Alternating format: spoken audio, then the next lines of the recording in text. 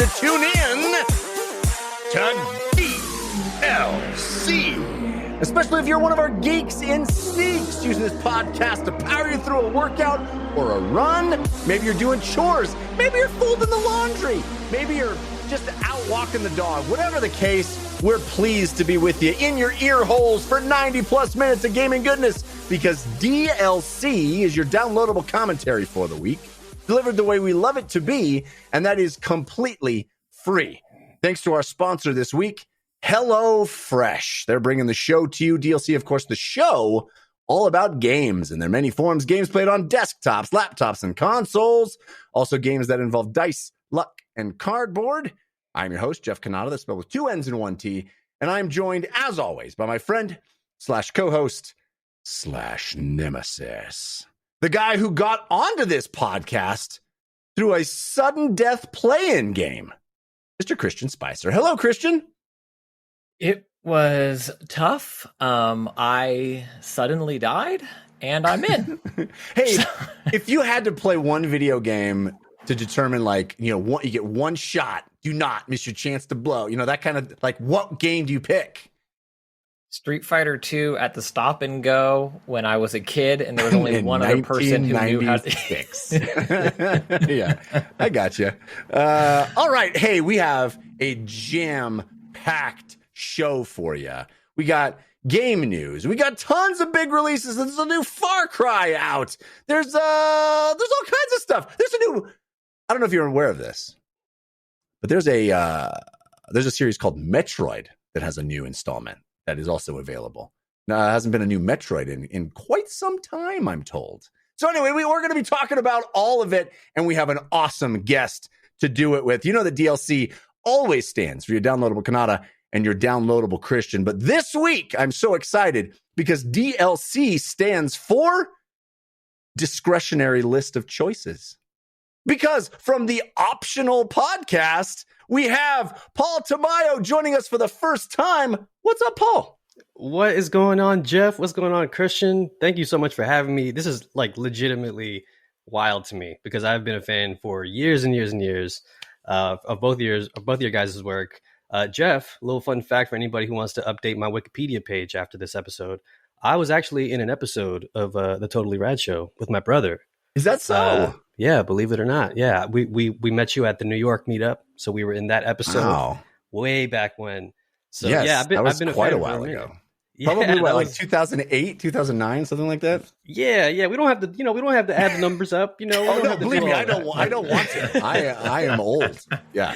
But no, seriously, awesome. Y'all have been huge inspirations to us over at the Optional as well. Me and my co-host Cam are huge fans. Again, like I said, my brother, we're big fans. So yeah, appreciate you having me. Of course. Well, I'm glad to have you. I know that you have some things to say about Far Cry. We'll get to those. I'm excited to hear it and excited to have you on the show. So let's kick things off. Wait. Sorry. We can't kick. I just want to pause. If you're seeing this on video right now, it is a progression of facial hair growth that I just needed to acknowledge. I am just like a 5 o'clock shadow. Paul's got a little bit more, and then Jeff still has his. It's also a descent into agedness, Paul, and then you. Well, you've got to move Paul over a little bit. That the order's not quite right, but yeah. Oh, I don't know what order you're seeing things in. The Twitch order. Sorry. I see. All right. Well, let's with that very essential piece of information. I'm back, baby. You missed me last audio week. Podcast. I'm super excited. We stopped me from talking in order to get that bit of info out. All right. Let's get to story of the week. Story of the week. It's the story of the week. Story of the week. It's the story of the week. Story of the Week is the part of the show where we make our case for the most important stories that happen in the world of games this week. You can always submit stories for our consideration by sending us an email to dlcfeedback@gmail.com. You can also send us comments or questions. Hey, even reviews of your own games. If you want us to talk about a game that we haven't played or we didn't talk about in a way that was in sync with what you thought, send us your review. It might get on the show at dlcfeedback@gmail.com. Also, we have great fan communities and cool folks to hang out with and talk about the show and talk about stories in 2 locations. The subreddit, which is 5x5dlc.reddit.com, and the Discord, which is also 5x5dlc on Discord. So I urge you to take part in those communities. Fun folks hanging out there. But Paul, you are our guest, so you get first pick of stories. What would you consider to be your story of the week? Oh, it's got to be the massive Twitch leak that happened very, very recently. It's just interesting that this also happened on the heels, or I think around the same time, if not the exact same time, as the Facebook outage, and just this current world that we live in, where our data isn't as safe as we think it is, and it's interesting. Gave us a peek under the curtain over at Twitch in a lot of different ways. That has to be my pick for the week. Yeah, I think that is a huge story. And, I think the headline that sort of came out first is, what's everybody making? And it turns out there's a lot of people making a lot of money. But I think it's, the story, that's the big juicy part that everybody can relate to, is like, wow, there's some folks making some serious coin streaming things. But I think the deeper layer, which kind of what you're referring to, Paul, is just how much of a leak this is. Evidently, 125 gigabytes of data was leaked, including Twitch's entire source code, reportedly. SDKs for the site, apps, plans. There is this rumored Steam competitor that seems to be embedded in the code there, or at least the early stages of it, codenamed Vapor, which is going to compete with Epic Game Store, and Steam supposedly will be a Twitch-based storefront and marketplace. Twitch originally was kind of cagey about whether or not this was authentic. They have confirmed it. They had a blog post saying that the leak happened because of an error in its server configuration change, which was exploited by hackers. Classic error, though. Like, talk about. Oh yeah, you definitely edit your config sys and auto exec bat files. I'm always saying that. Yeah. Offline.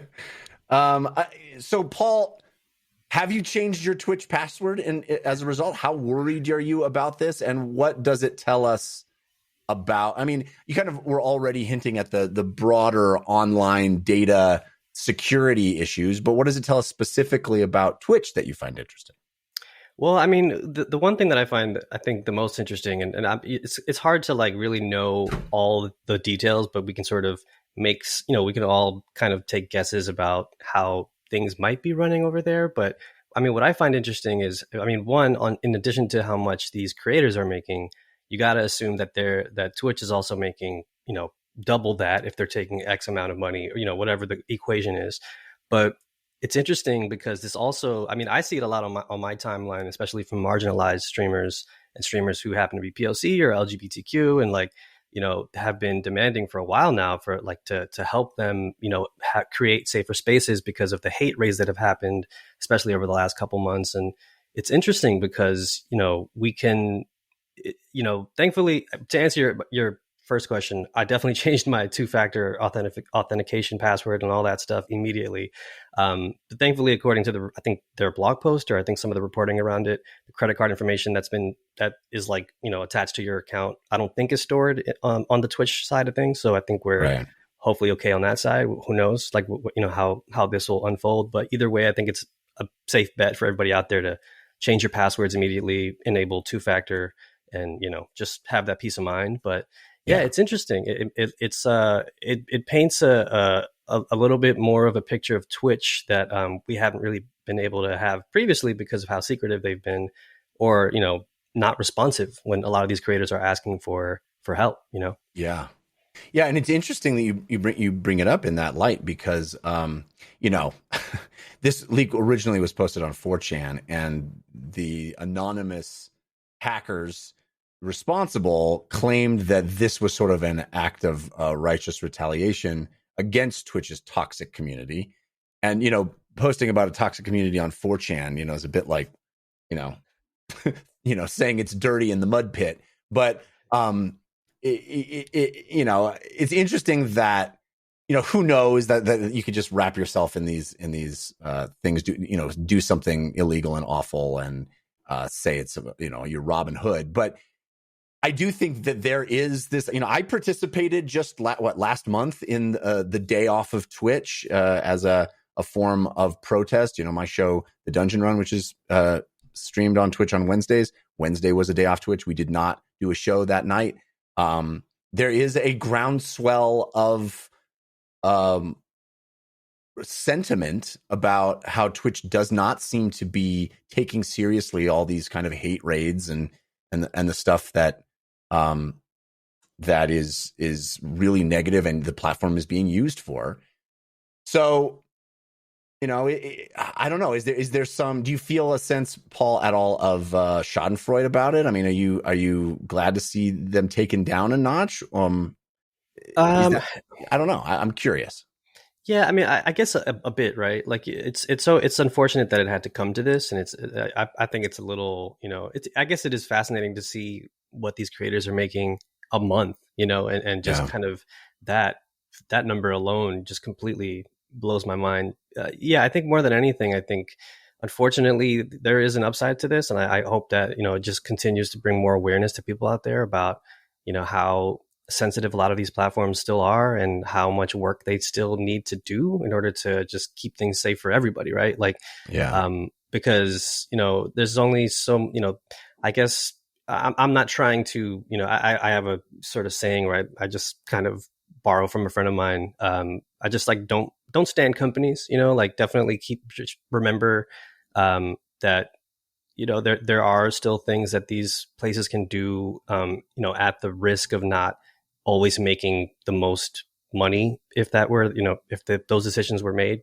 But I think at this point, more than anything, I hope it furthers the conversation, or hope it continues to further the conversation, that there needs to be more protections in place for everybody, but also listen to the folks that are trying to make your platform bigger and better, and who care about it, because it shouldn't require something like this to hopefully get the ball rolling. You know what I mean? Yeah.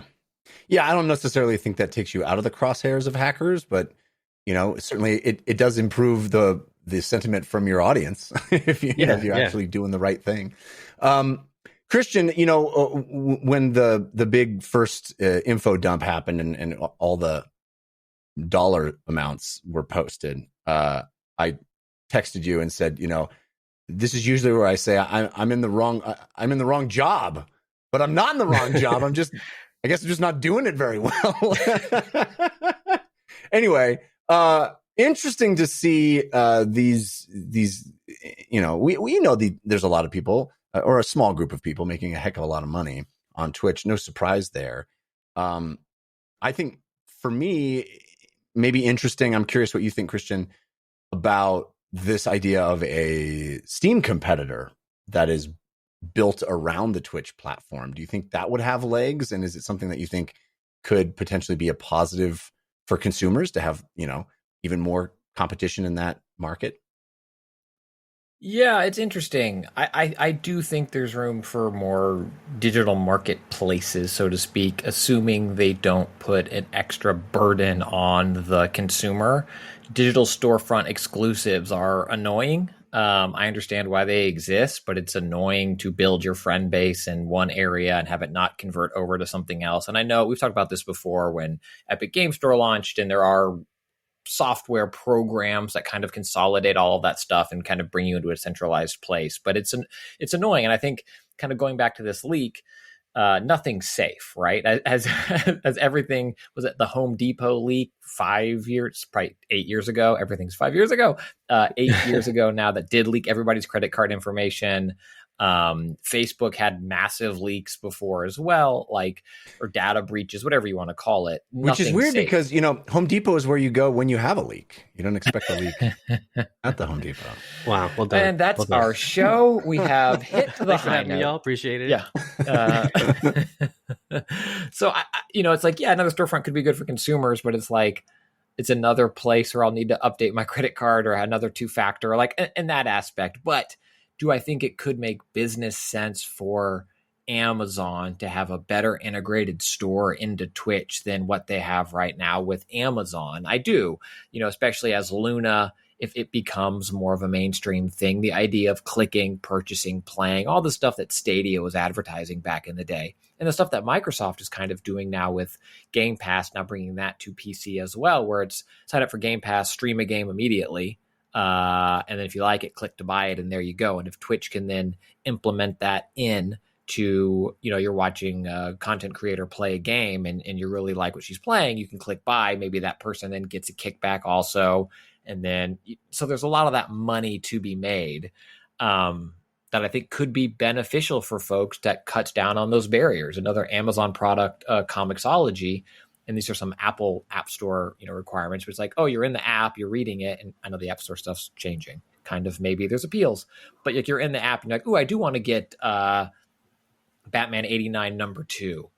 Well, I can't buy it in the app. So I close the app, then I go to the web store, then I buy it, then I open up the app to read it. Like all of that stuff is a tiny barrier of entry that might keep me from purchasing it. And the same thing's true of video games. If I'm watching Paul play Battlefield and he's having a great time and I could buy it right from his stream and then start playing with him, that's huge. That's huge. And Stadia's that's what Stadia was supposed to be doing, right? Exactly. I was just thinking that. Yeah. Yeah. Stadia was that. Where's that? They haven't cracked it. Right. Yeah. So I think it could be cool, but it's tough. And I think just circle back to it quickly, to Paul's point, we saw what all these top creators are making, but again, they're not loss leaders for Amazon. You know what I mean? Like the house wins in all of these instances. The creators are making money. Yes. But the platform is making wealth, if that makes sense. Yeah. I mean, I don't think that I don't think it's the analogy is correct to say it's the house, right? They're not, there's no losers here. It's just everybody's making lots of money and they're making money from everybody. The platform makes more money than any one individual because it makes money from all the individuals. But it makes more money than the top individual from that individual.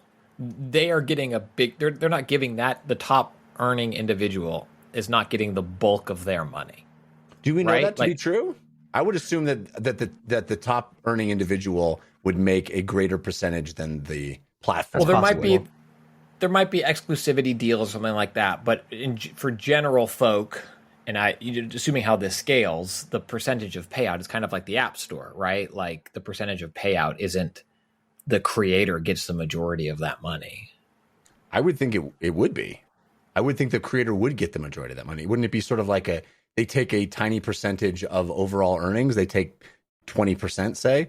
Maybe. I could be wrong. I think that's the case. But regardless, I'm not arguing that, these are very profitable platforms. But again, none of these people would be making that money without the platform. So I'm not defending the corporation, but I also don't think it's like, it's the equivalent of walking into a casino. I don't think that's the same kind of thing. Anyway, it's fascinating. I kind of feel bad for the folks whose income is plastered all over the internet and there's like websites now for it. But also it's hard for me to, shed a tear for people making that kind of coin. That's a serious. And as somebody that, like I said, has a live play Dungeons and Dragons show, boy, am I jealous of Critical Role. Wow. They are making almost double. They're number one on Twitch, right? Making almost double what number 3 is making. That's just bonkers money. And kudos to them. They put out a great product. I'm a fan, but it's you look at that and you go, just wow, that's extraordinary. Okay, Christian Spicer, what is your story of the week? Yeah, there's a lot of juicy stuff, but the thing I want to make sure we talk about is came from the Pokemon Company, and we got some clarification as to. Oops, I clicked on something wrong. We got some clarification as to the structure of Pokemon Legends Arceus, which I'll probably learn I've been saying wrong. It would be like GIF or GIF, and they'd be like, actually, it's Arceus. Yeah. Have you heard them say it? I haven't heard anybody say it. I'm sure I have. It could be Arceus or Arceus. I've watched every single piece of media of it. Paul, have they ever said it? I have no idea. I'm sorry. I'm out the Pokemon game. I was out in like 5th grade. So I wish I could help you. I've said enough stuff wrong on this episode, so I'll just keep the train rolling. Keep it going. Yeah, keep it going. But this I'll have right because they did a thing about it and I paid attention to it.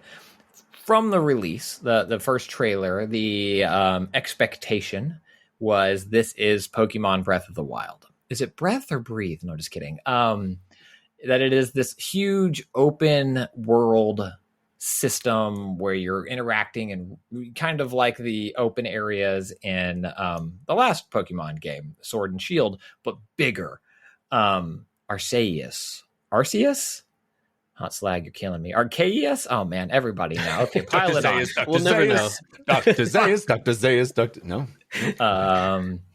So, and that was kind of the speculation. That is this huge open world, the Breath of the Wild of Pokemon.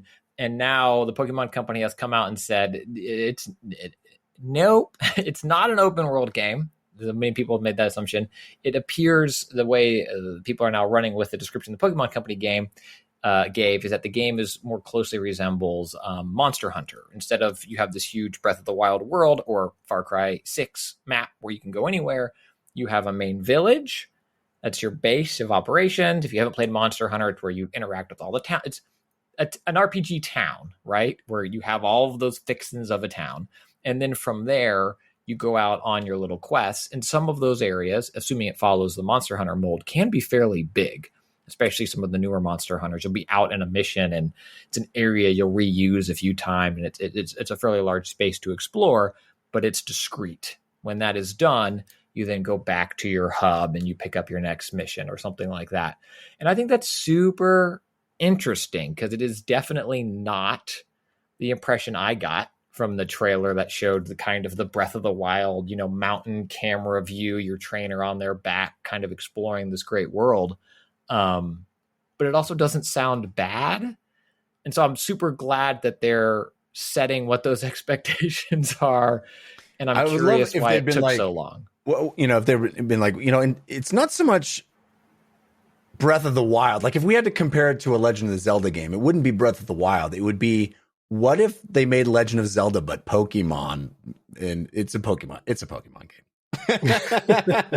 Well, I'm trying to think, and Paul, I don't know if you have other examples where we're still several months out from release for this game. It's a 2022 game, but where they kind of let this expectation run for a bit and then came in a big way and we're like, ooh, we know you've been saying this for Check's Watch 6 months now, but now that we're 3 months out from release, we want to clarify you've all been wrong. The game's still great. Go play. Like, have we seen that? There has to be an example, but I can't think of, and not we changed it. You're not like we were making this, but now it's not.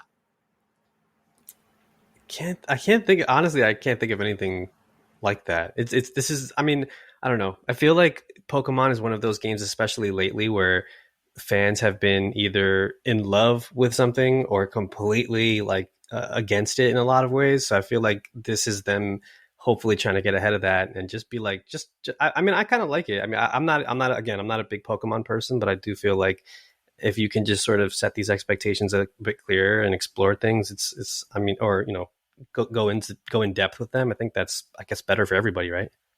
Yeah, I think Jeff, you're a Monster Hunter fan. Is this more appealing to you? I'm not going to be more appealing than the Breath of the Wild, than the Breath of the Wild approach. I think it's cool. I think it's cool to take a big franchise that has a universe of things to explore and adventure and put it in a big explorable universe. I think that's cool. And I think there's various ways to pull that off. One of those is to have it be a big Breath of the Wild style open world, and another is to sort of do a hub world that still feels grand and interconnected in a certain way, and has you feel like you're exploring this large place. But I don't think Monster Hunter feels any less grand than Breath of the Wild per se. I just think it's two ways to go about it, and I'm not going to be probably playing the Pokemon thing. I'm just not a Pokemon guy, but I think it is cool that they're finally kind of taking that universe and putting it into on a larger palette like that. Yeah, I think Breath of the Wild has more of that. I mean, it's what it's known for, right? More of that discovery, and you stumble upon the next thing. And I think people are excited about that for Pokemon. And Monster Hunter, there's discovery in Monster Hunter. It's just not quite the same. You know, it's more purposeful. I think. Yes. It's like you find a way to a different route or a better way to do the thing that you were already doing. I don't think you find something that's like, I was chasing this monster, but now I'm creating a boat out of fig leaves. But doesn't it make more sense for the Pokemon, you know, I don't know, what do you want to call it? Template or hook?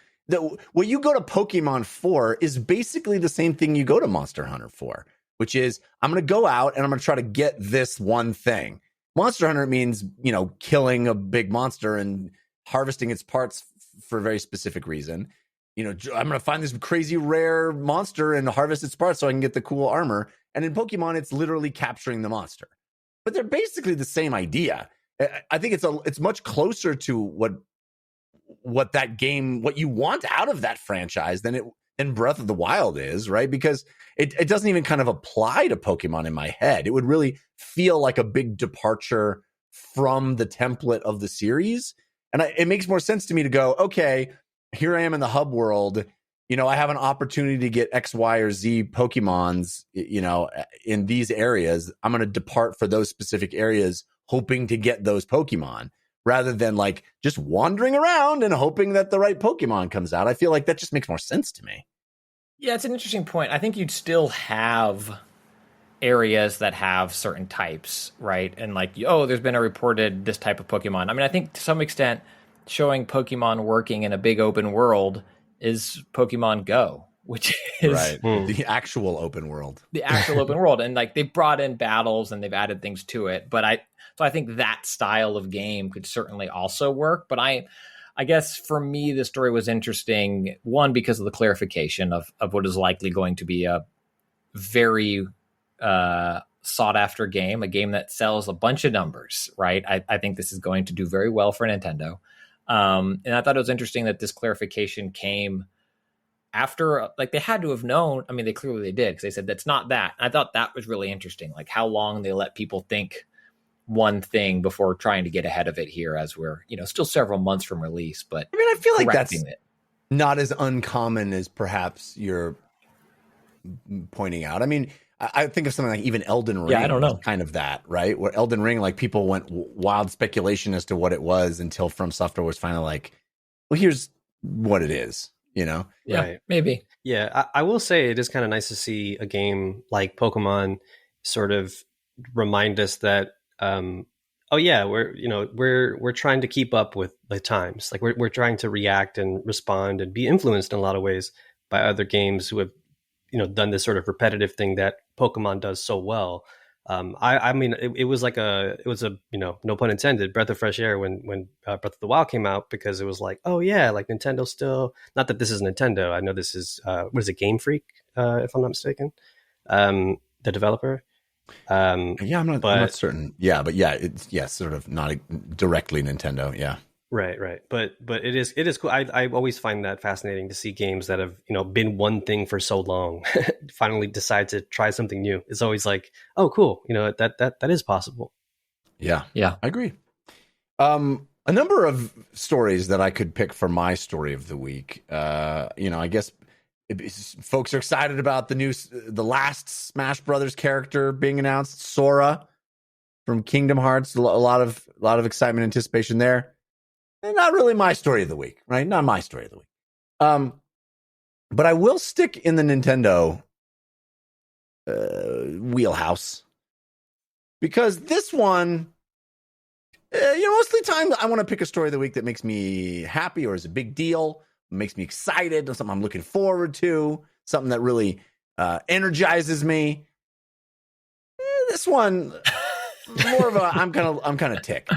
As somebody who has been dealing with Switch Joy-Con drift way more than I should have for a piece of hardware that is this successful. Like, talk about raking in money hand over fist and just letting people deal with it. And I know I've got a number of emails. Every time I brought up the drift issue, a number of emails are like, you know, people being very helpful. Thank you all that you've emailed the show and said, you know, there are ways to contact Nintendo and have them replace your Joy-Cons, et cetera, et cetera. But there's a story this week about the Switch OLED, which is coming very soon. You may be It's out. having yours by the time you hear this. Yeah, a lot it's of out. people don't. It's out, but most people don't have them. My understanding, they haven't been the shortages. You know, we have supply chain issues. We're in a global pandemic still. Regardless of that, Nintendo officially saying we've improved the Joy-Cons in the Switch OLED version. But you're probably still going to deal with some drift. Let's be honest. We don't know what's going on. We still absolutely clueless about why these things behave that way. But it isn't stopping anybody from buying it. So, woo! Let's keep selling Joy-Cons the way they are. I was just kind of shocked and appalled by this story. They're saying, quote, Joy-Con controllers have improved.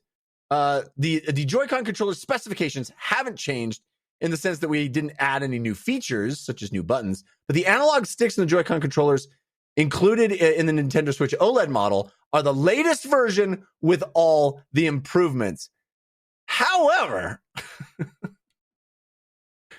we don't really know what's causing the drift, and so you're probably still going to be dealing with it. Well, I think they know what's causing it, and it's not necessary. I mean, it's a movable part, and I mean, I don't know if you my DualSense drifts.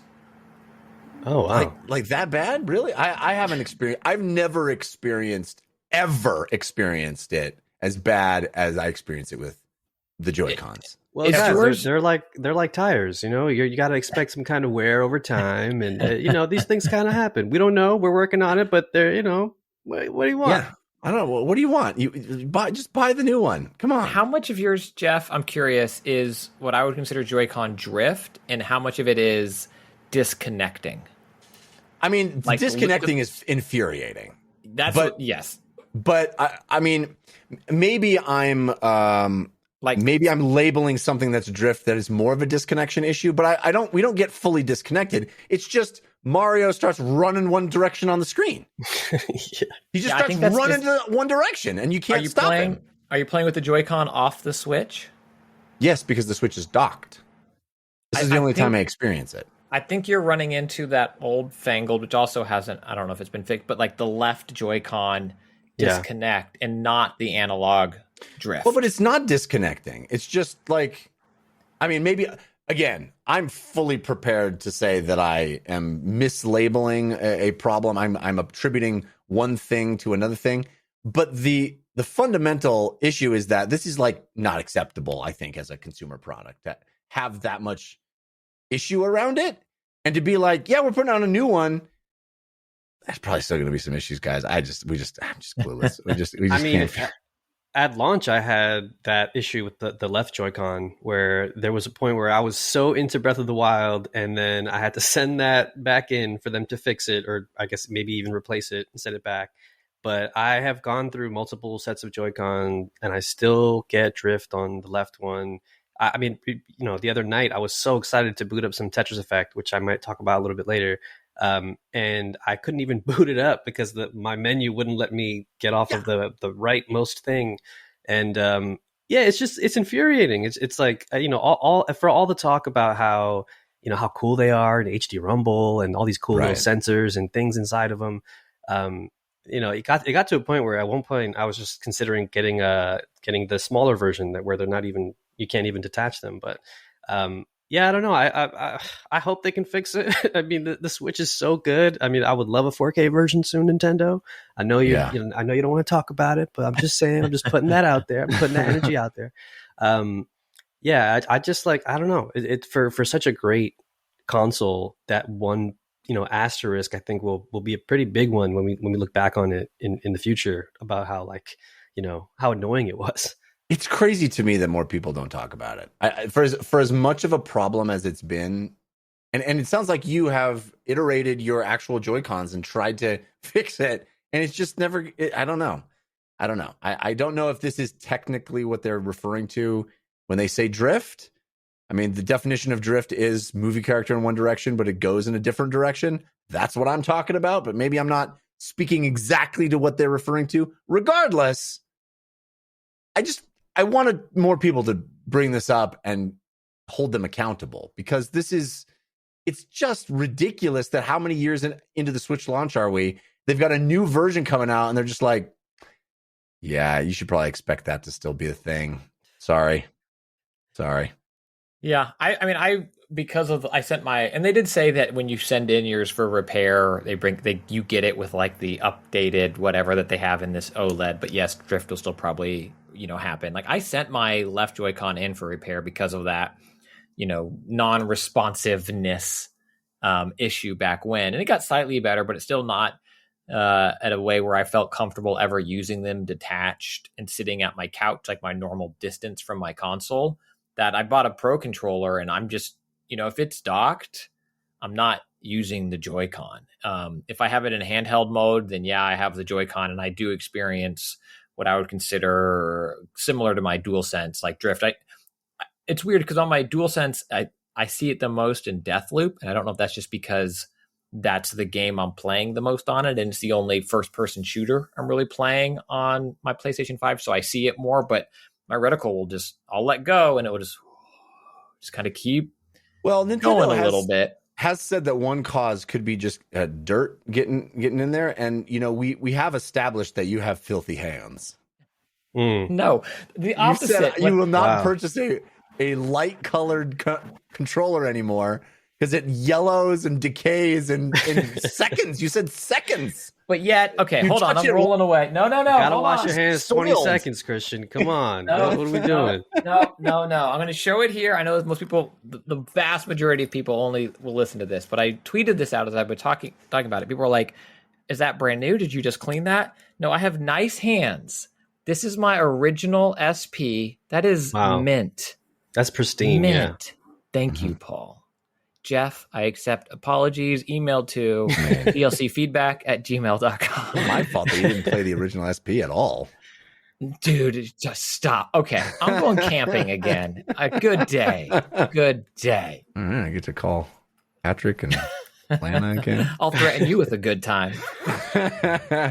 All right. Well, get your act together, Nintendo. Come on. Let's get a 4K version with controllers that actually work. How about? Is that too much to ask? It's not. Apparently, yes. in this economy, evidently it is. All right, we got tons of games to get to, so let's do that. But first, I want to thank our sponsor, which is HelloFresh. Oh my goodness, I love HelloFresh so very much. I have been a happy subscriber to HelloFresh for actual years. My family and I eat the HelloFresh meals every week and have done for years and years. Why? Why, you ask? Because it adds so much variety to our menu, the things that we eat during the week. It adds so much variety. I'm so thrilled to have not the same 4 meals eaten in my house over and over again. And I get the joy of cooking it for my family. I have actually fallen in love with cooking because of HelloFresh.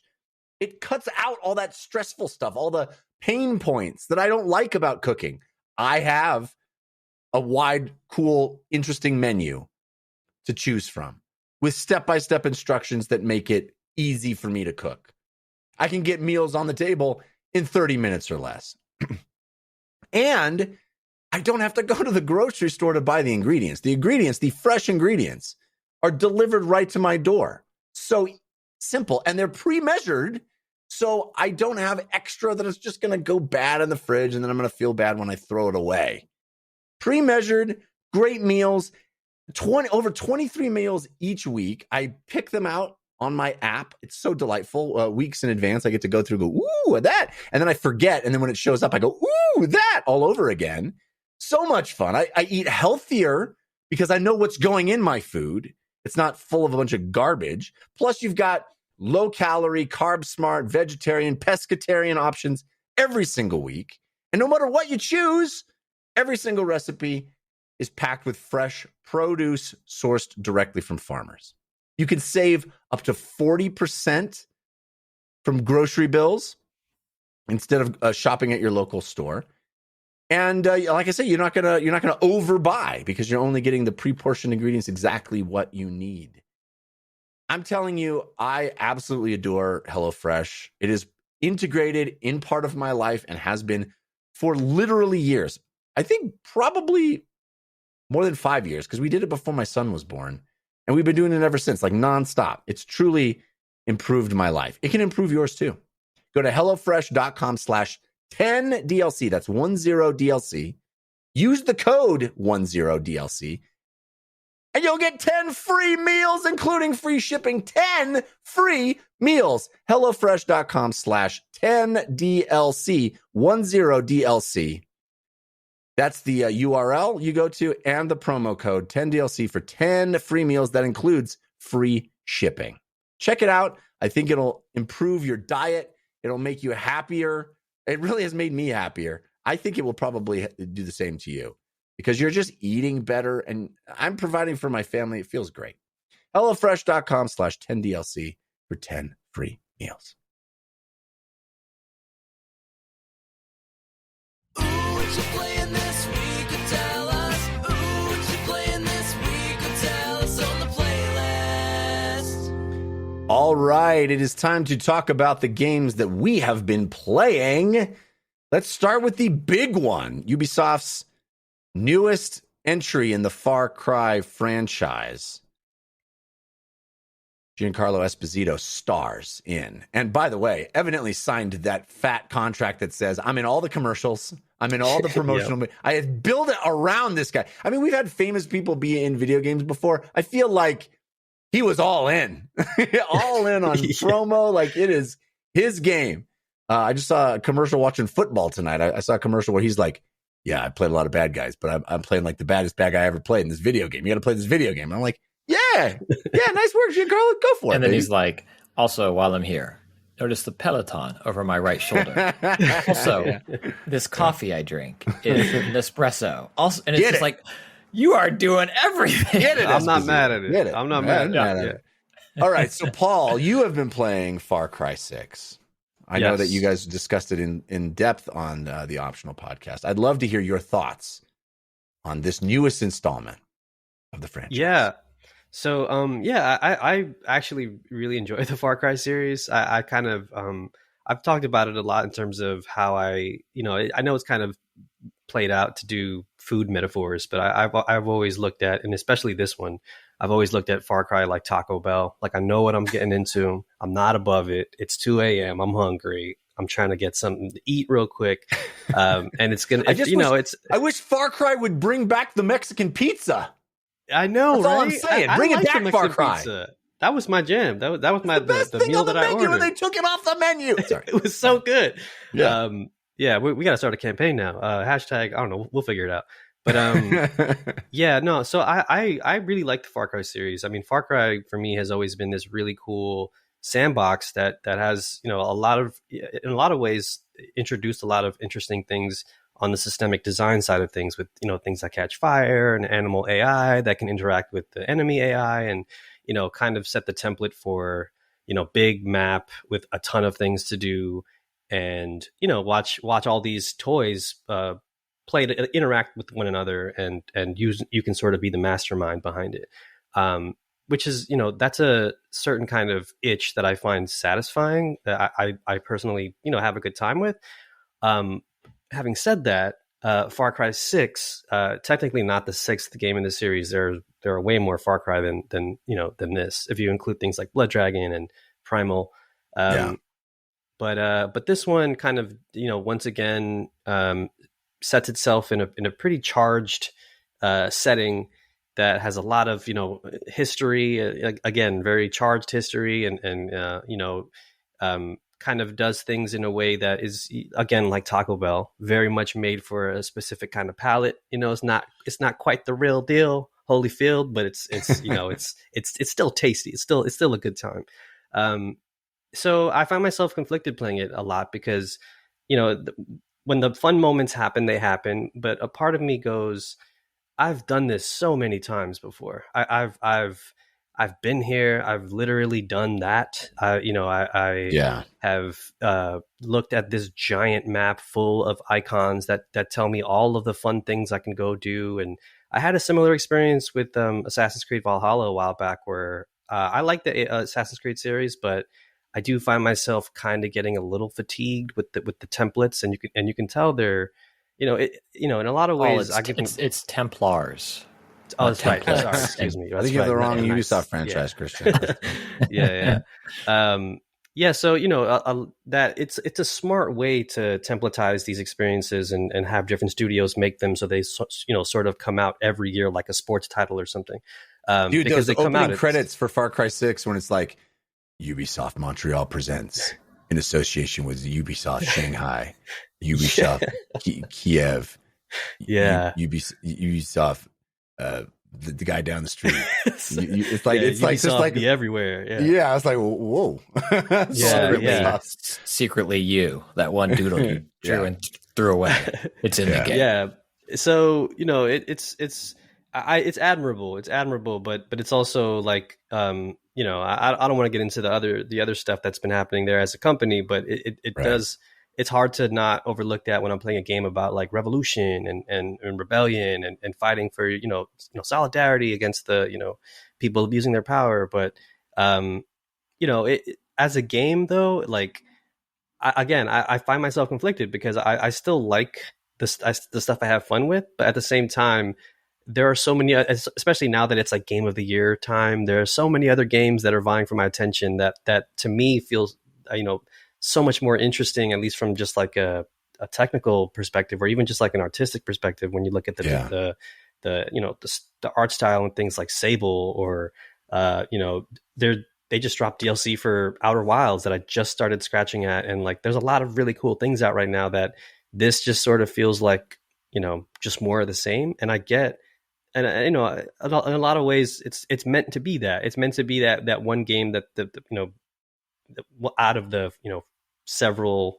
limited games that someone might get per year that's going to last them until the spring or whatever. So in that case, it's another one of those games. If you ever played that, you got a lot to do, and you'll have fun doing it. But outside of the things involving like the tone and some of the details feeling pretty inauthentic to me, it's weird. It's like a mixed bag. But it's like, it's a shame because I've never experienced these kinds of settings and details in a game that directly connect to my heritage.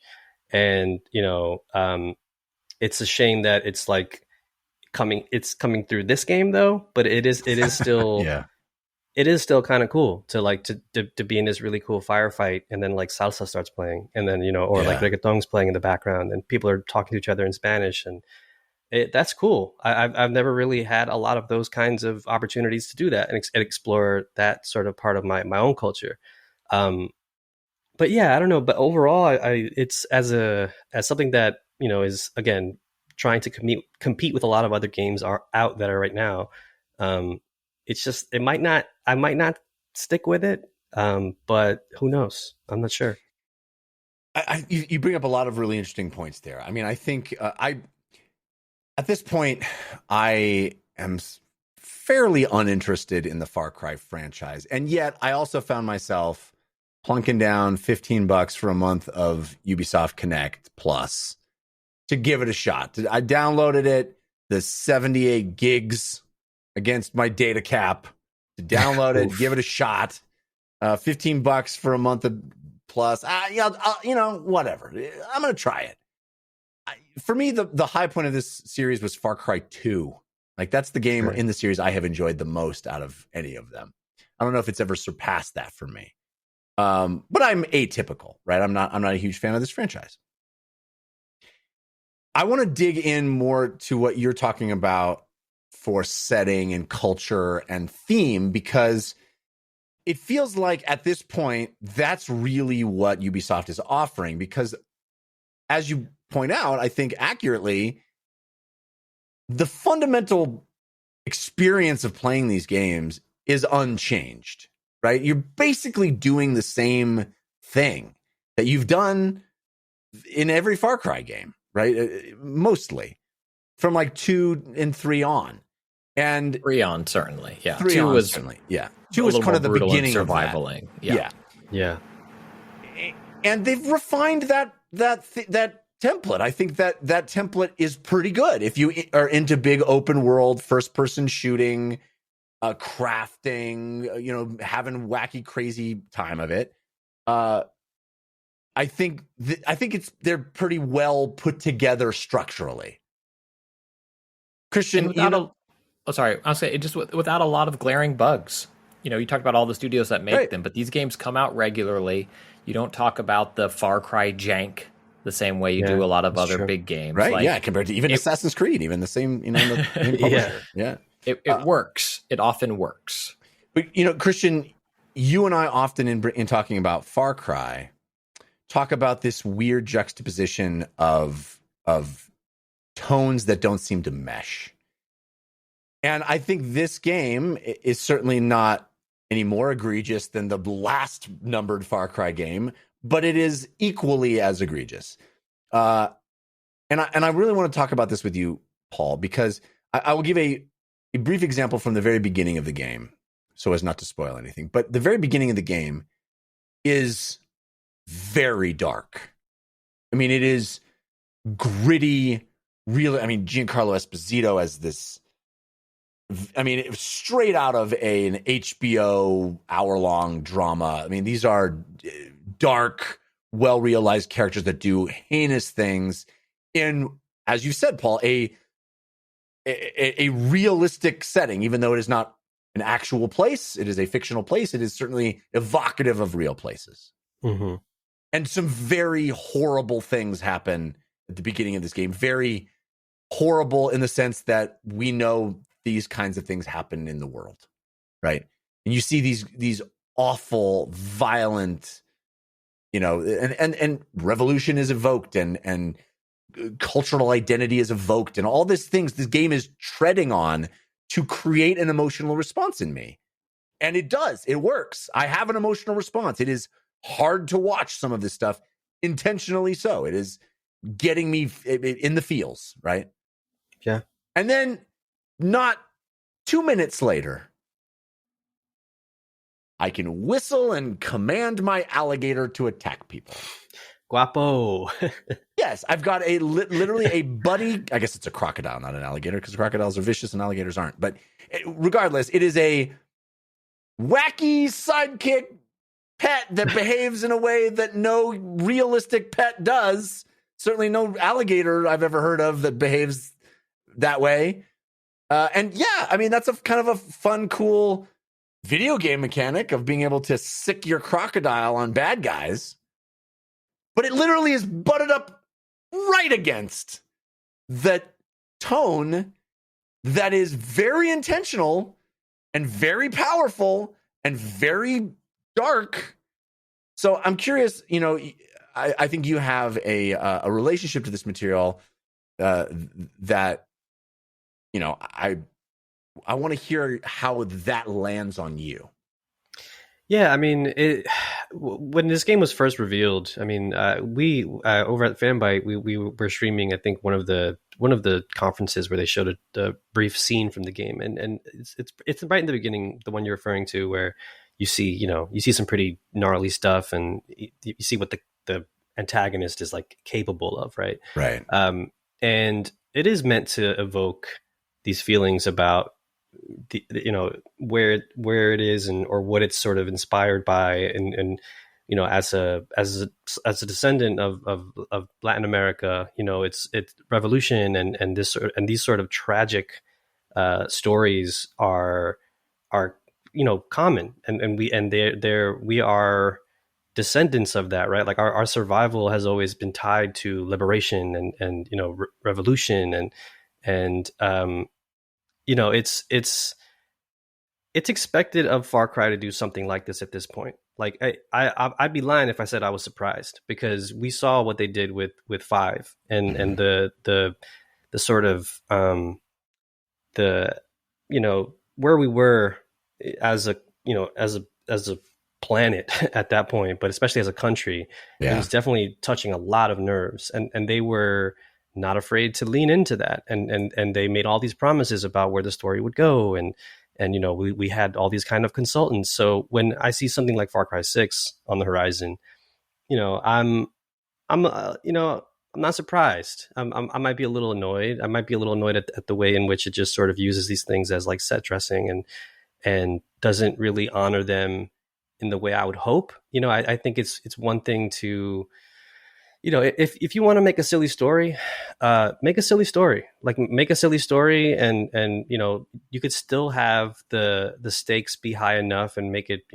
It would have to sort of fit neatly. I think the problem you're touching upon, Jeff, is that like these games are designed to do a specific thing, and that is go point your gun at something, shoot it, watch it blow up, just create as much carnage as you can. And I think as a system of like mechanisms within a game, you can only do so much with that. Mm-hmm. But what's interesting though is that tone that Far Cry has proven it could do in the past with something like Blood Dragon, which is probably my personal favorite, where it was this sort of dystopian 80s, very heavily inspired by like Escape from New York and things like that, where they even had the voice of the I forget, was it someone from Terminator, I think, voiced the protagonist in that game. Mm-hmm.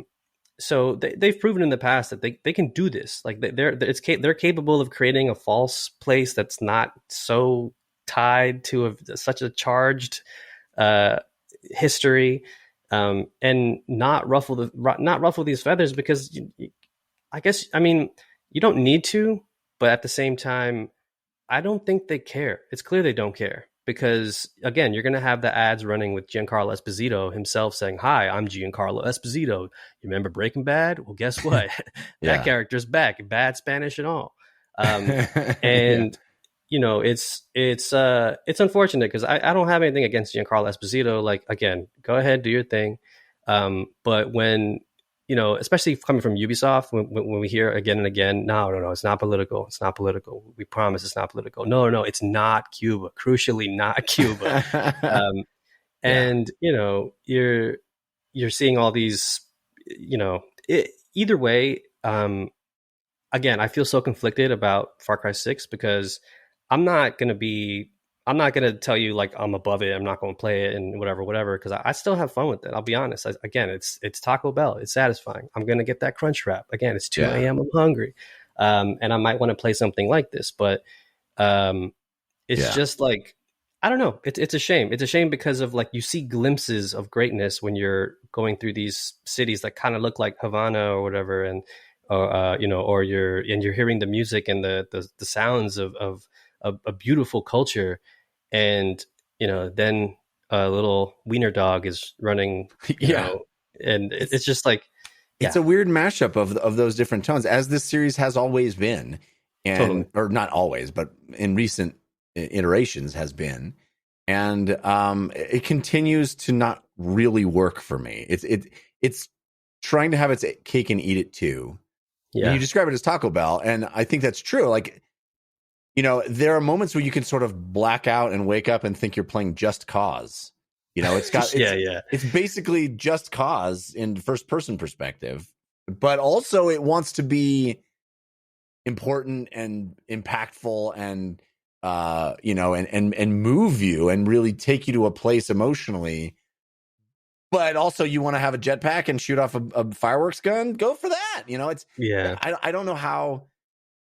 It's difficult for me to marry those tones, and I agree with you. I don't think the developers particularly care that those don't work too well. I think they put the onus on the player to be like, well, what do you want out of it? What do you want out of it? You want to just have a goofy fun time? Well, then you can.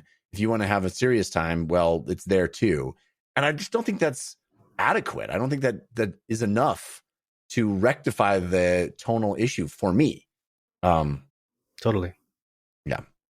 But it is it's quite a game. It's quite a game. I mean, there's a lot to it. It's just massive world, and it's there are these moments where I'm like, wow, that's really well done. That piece of narrative delivery is excellent. But also, like, am I supposed to still care when I'm going around doing this wacky, goofy stuff? I don't know. The disconnect is real with the Far Cry games, for sure. Yeah.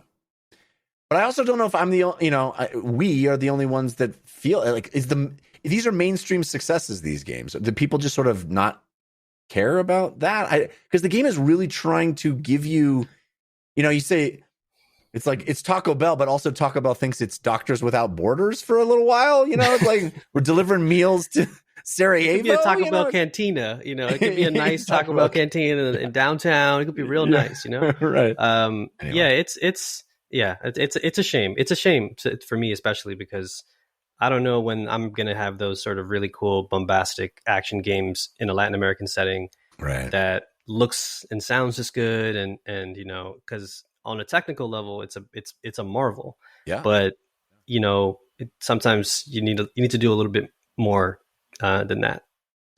All right. What else is on your playlist, Paul?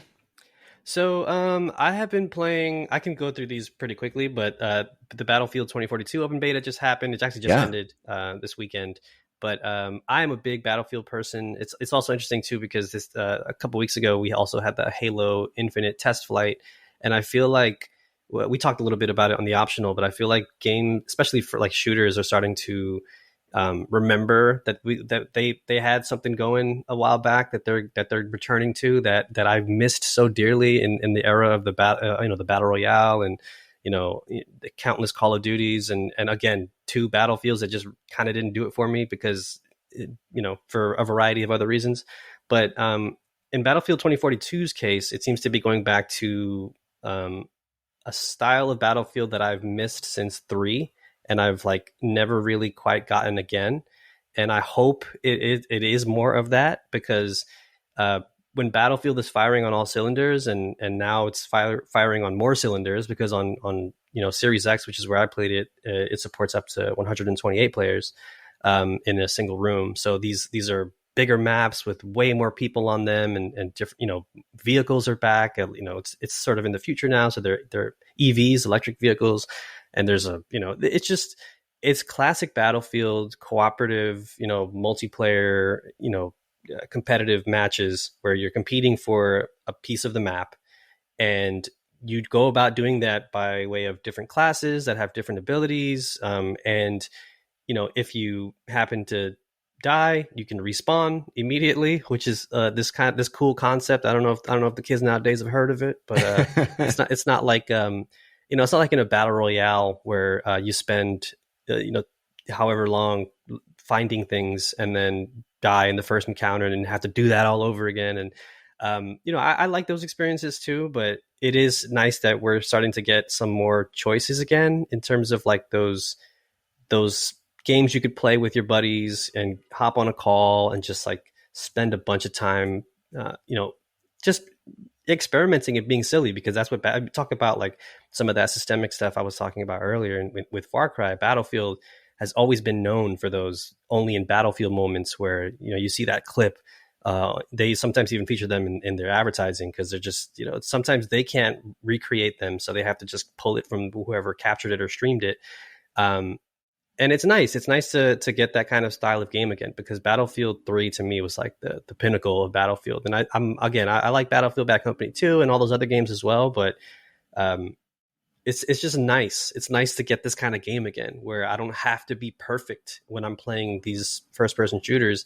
I can be the kind of, the weirdo just dropping mines in front of a base or whatever, or there's always something for me to do.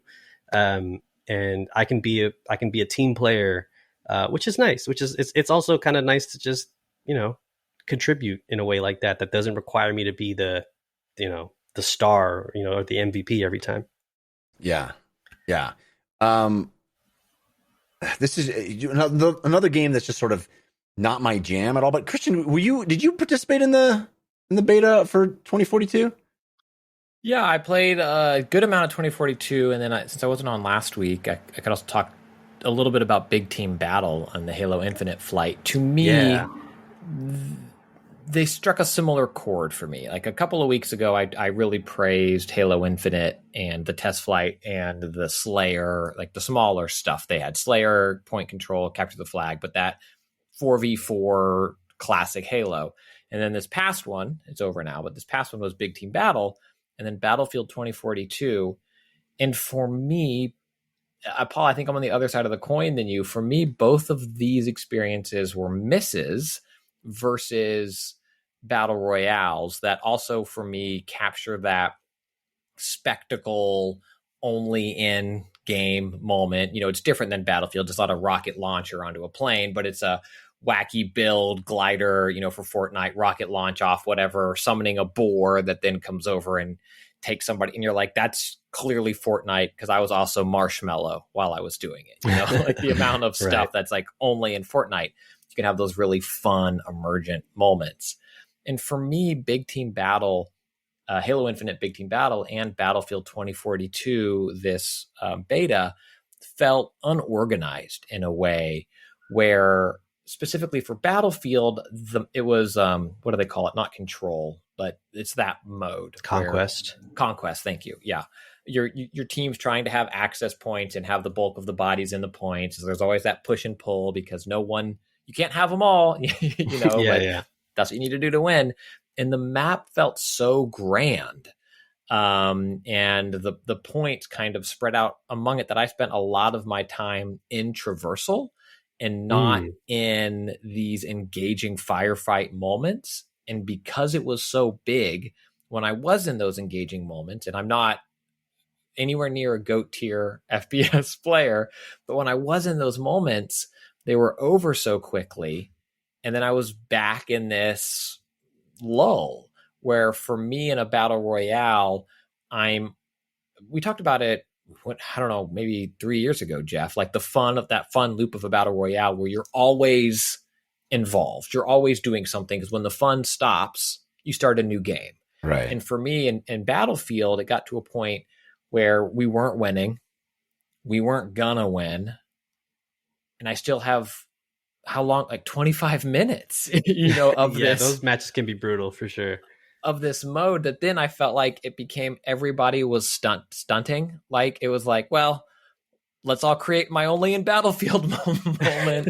And like helicopters are going straight up, and you're just like, oh, okay. And so I lost the fun in it. Beautiful. I think it played pretty well. I had a few issues that I feel like tightening will likely fix. I don't think Battlefield 2042 comes out perfect, but I think it's close enough that it's fun. And then in Halo Infinite Big Team Battle, it was the same way. Perhaps my own misgivings as a player, I just couldn't clock everybody. And so I even played with friends. I played with 3 friends. And so we were in our threesome, but it's still, I forget what Big Team Battle is, still a lot. So even the 3 of us, none of us were the skill level to be like, we're holding down A. Don't worry. We got this. It was like, we'd all kind of go together and then get picked off, and then we wouldn't see somebody's over. And it's just like, oh, crap. This isn't fun. I was stuck in the loop of dying and never, and so rarely having those engaging moments. Some sort of, I don't know, death loop. Ooh, good game. Yes. You might have said I was constantly knocking at death's door. And versus the Halo Infinite, the more traditional, smaller scale map Slayers, I was able to get into that Halo, I called it a dance before, of like, your shield gets down, you dwindle away, you come back and you pivot in this. And I just never had that rhythm in Big Team Battle. And the same in Battlefield. I was never able to get, oh man, when it was fun, I totally agree, Paul. Like there were moments where I was like, this is, I'm up till 3 a.m. chasing this high. But those moments just felt far between because of all the other things of, I guess maybe the map was just too big. That might be it. But it really left me a little disappointed, unfortunately, specifically Battlefield. Yeah, I had that little that pain period jumping back into something like Battlefield, because I haven't played something like this in a while personally. But I think once I found a good squad, and once I was able to like communicate with them and just get into a rhythm, I think Battlefield is one of those games, a lot like a lot of battle royales, where it's really dependent on who you're playing with, because that can really make or break the experience. But Battlefield I get that. It's a lot to take in. Like, literally there's a huge map. There's a helicopter fighting a tank, and the rocket ship's taking off. There's a lot going on. I get it. But I feel like even just like the small improvements we've got a chance to see so far too, like the attachments that you can sort of change on the fly, are like, like I can't go back to a game that doesn't let me do that, while I'm running around. And it seems like Battlefield is starting to lean into that silliness again in a good way for me that Yeah. makes me excited. Like there's a character with a grappling hook, and it's just starting to really go for it. And again, kind of like how I mentioned with Halo, it's just nice to see a game where they're kind of going back to basics and leaning into what worked and hopefully building upon that and like modernizing a lot of those pain points. But no, I get that. It can be tough. I'll play with you sometime. I'll help you out. I'll hold down B or whatever. I got you. He needs all the help he can Thank get. you. Let's be honest. It is true. And then someone in the chat said, having kids in time, Battlefield is out, Desert Buckeye. I do wonder how much, I mean, for me as an old, Battlefield had that nostalgic time in my life when it would be 3 a.m. and I wouldn't go, oh my gosh, it's 3 what did I'd be like, yeah, 4 more hours, everybody game, let's keep going. Yeah. And I was reminded about how long a Battlefield match could be. Oh yeah. Paul, you said you also have been playing a little Tetris Effect on Switch, right? Yeah. So I have been braising Tetris Effect and talking about it everywhere since 2018. So good. I actually had a really cool interview I did over at Kotaku, a video interview I did with Mizuguchi, and it was great. I love Tetris Effect. I mean, for those who don't know what Tetris Effect is, it's just Tetris meets Rez meets Luminous meets just poetry and music and synesthesia. It is a beautiful interpretation of what it's talking about, taking a classic formula and evolving it. Tetris, I think, to me is my favorite game of all time. I am a Tetris master through and through. I love Tetris, and I think Tetris in its best form is always going to be portable. And we now have, in my opinion, the best version of Tetris on the go. Is like, there goes any productivity I had or thought I was going to have in the next few weeks, because the Switch is god tier Tetris machine now. Puyo Puyo 2. Yep. Tetris 99. Yep. And Tetris Effect. I mean, those are the best versions, and all 3 respect the franchise in a way that not every version of Tetris does or has done. And to have all 3 of those portable. Oh. Yeah, but Paul, have you played Tetris Effect in VR? I have. I mean, it's I have better, right? Well, better than the Switch, right? So here's the thing: Tetris Effect in particular, I feel like, is such an interesting example of a game that really takes advantage of whatever platform it's on, and it kind of like introduces new life to it whenever it goes on to a new platform. So like when it first launched, I remember the first time playing it in even PSVR at a early look at it at an event here in New York City. And the first time I did a Tetris and I was surrounded by like, whales and stuff and all this kind of, all these kind of fish, I was just like, oh my God, I got chills. I just got chills even just remembering it. And then I remember asking like, so it's coming to PC though, right? Like I'm trying to play this on my PC though. And they were very like secretive about it. But even when it came out on Xbox, it was on Game Pass and it introduced multiplayer stuff. So yeah, I agree. I think the VR version on PC is like hands down the most like the ultimate experience. And the PC Game Pass version does support VR headsets through Steam VR. That's awesome. Yes, and I've played it that way, and it is awesome. Yeah, it is. It's something else. But yeah, I'm about to do a little bit of traveling soon, and being able to put some really good headphones on, and now that the Switch allows Bluetooth headphones, apparently they were just like, oh yeah, we got Bluetooth, we flipped the Switch. That's just like perfect timing. Who would have thunk it? Yeah, and the crazy thing about Tetris Effect is it takes a game that is inherently stressful to me. Like the tension of Tetris, the increasing ramp up of tension in Tetris is a thing, and a thing that is kind of the draw of the game, is that it's getting faster and faster and faster. Somehow it took that and made it into a game that is serene and meditative and calming to me. Even as things get faster and crazier in Tetris Effect, especially when I'm playing in VR, it's a calming game to me. I find it very soothing. Yeah, and they figured out a way to treat it like it's a composition of music, which makes so much sense coming from the Enhanced team, where they have, such an incredible studio like Hydelic making the music for this game in particular, where they're not. It's not just like it's not a continuous progression of speed when it comes to how fast the Tetris blocks fall. It changes. It feels like it speeds up, it slows down, and if it gets to be a little bit too much, you always have zone. You can learn how to kind of clear up the board and find your way out, dig yourself out of a bad situation. So it, a lot like Christian said in terms of the other Tetris games that are available on Switch, Tetris Effect really, really respects the formula, but also like tries some new things. And again, I'm a big fan of that. Going back to the Pokemon stuff, it always excites me to see them find ways to build on a formula that is, in my opinion, already pure and perfect enough. But you could still kind of bring out some interesting ideas if you got the right hands behind it.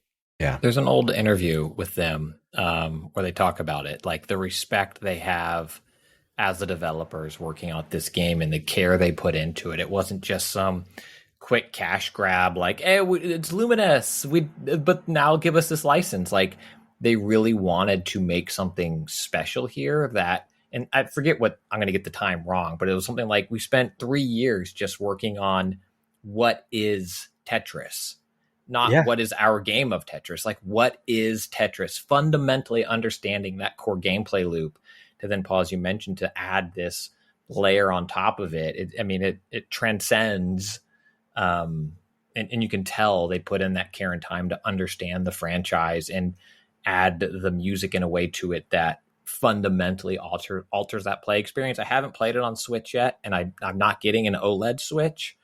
But Jeff, in terms of like VR handheld OLED, like in a hammock somewhere, might be my. That's aspirational. Yeah. Yes. All right. Well, that's Tetris Effect, which is available on Switch. Just don't try to play it with the disconnected Joy-Cons. All right, Christian, you've been very patient, and I appreciate that.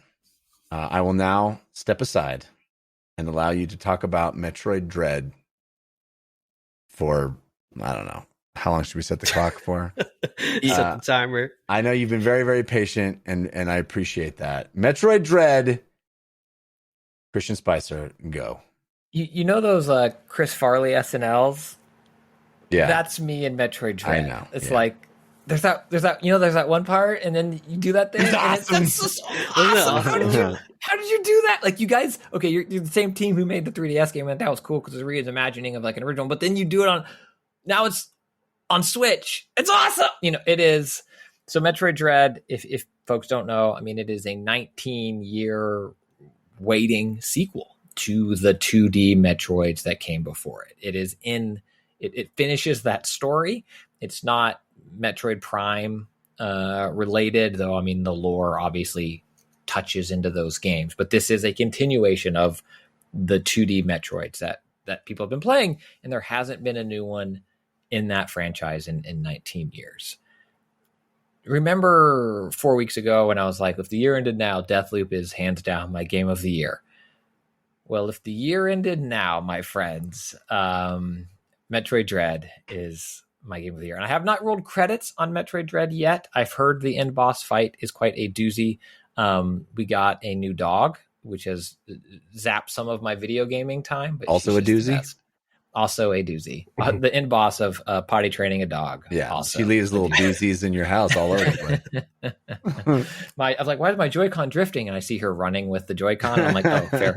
Fair.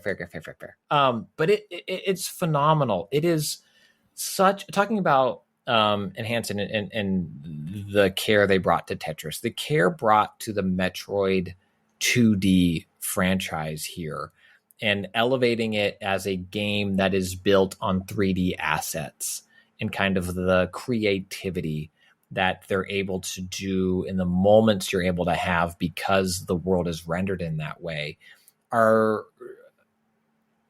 they don't fundamentally alter the formula, but they show a care and reverence for it that plays on fans' emotions in such a strong and powerful way. There are moments where you slide and it goes into Samus's visor and you see that first person perspective that's very evocative of Prime. You have these moments where she scans the surroundings and takes in what's next, and then it pulls you back out. And there are moments kind of like in God of War 3, I think did it really well, where Kratos is crawling up, one of the Titans, and it zooms really far back, and you're like, oh my gosh, I'm going to kill a god, like this moment. And in Metroid Dread, you have these moments where it pulls back and you see the surrounding kind of hellscape planet that you found yourself in, where your only objective is at some points is just survive. Like Samus, we know we got called here. This thing happened.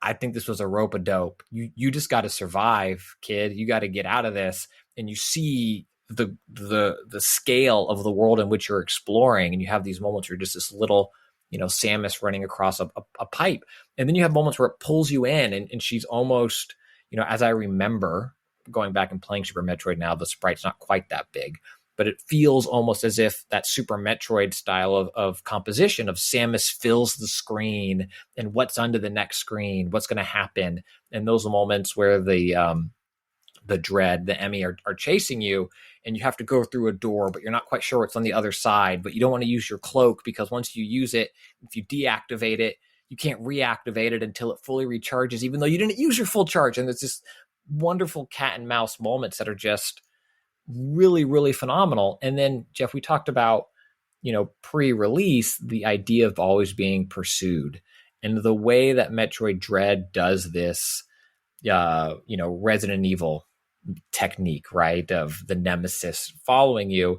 It's limited to certain clearly marked areas of the map, and you're told very on, hey Samus, just survive. You can't, you just survive. Very early on, you're saying? Very early on in the game, when you get into these first segment, it's like, you said very on, but yeah, very early on in the game, yeah. Very early on, you're kind of told, like, in these moments, you just need to live. This thing will take you down. You just got to find your way out. And Metroid has never been that, right? It kind of, you're like, but there's a part of the map up there I haven't. Let me just go up there. I'm far enough. Oh, dead. Ooh, got me. And it's this real nice push and pull of that desire to explore / unlock or gain a power up, and chicken, playing chicken with this lethal enemy that's chasing you, that you think, I can go this way, but you haven't explored over there, so it's a dead end. Well, what's my out? If the enemy comes over and chases me down, how do I get out? And this feeling None of that sounds fun to me. I appreciate that it is, but on paper or as described, does not sound fun. What's, I think, really fun about it is that it is not the bulk of the game. Yeah. So it's these small moments with frequent checkpointing. The respawn's not as quick as I'd like it to be. It's not Celeste. You're not like right back in, but you're not 10 hours away in a map, right? There's often frequent saves, and even in a lot of these moments where you're being pursued, it even checkpoints you more frequent than your last save station. So that's what makes it exciting, is that you go into it and your body gets tense and you're like, oh, this is what it's going to be. Celeste had those moments also where you were being pursued, and that wasn't the bulk of the game. But when those things happened and you're like, oh my gosh, I'm doing it. I am playing Mozart right now, and I've never learned Mozart. And the training wheels are off. Yeah. And the game's like, you learned it the last 4 hours of the game, and you're like, you're right. Oh, and then you start overthinking it, and then you die. But those moments are just, in my opinion, truly, truly brilliant. And I'll stop after this. I think what is really fascinating about this game is the way Metroid Dread plays on what I have to think to some extent was a limitation of inputs on old Metroids, but the idea of moving and shooting, and how if you want precision control, you sacrifice movement. A lot of first-person shooters do it, right? You aim down the sights, you're slower. You can fire from the hip, but you're messier. In Metroid, to pull up to aim anywhere, you stop. Samus stops dead in her tracks, and you have to hit certain aims. You have things coming at you at, mini bullet hell moments, but then you also need to evade. So now you're going somewhere else. What it does with the complexity of the control is something that most Nintendo games don't touch. You're sliding, diving, going invisible, changing to missiles, power shot, roll, going into your bomb, going into your morph ball, launching bombs up, and you're doing all of these things in enemy encounters. And what the team brought new to this Metroidvania is, it's not pixels because it's 3D, but like pixel perfect combat, which I think is really interesting because it would have been so easy, I think, for them to make Hollow Knight gets thrown out a lot, but something that is just bigger or grander and more backtracky and more unlock this. And now where do I go and do this? And it's not that. It's still a 9-hour game, but it's really honed in on the mechanic they introduced on the 3DS game, which I'm forgetting, Samus Returns, the remake, whatever its name is. But the parry and then your combat abilities.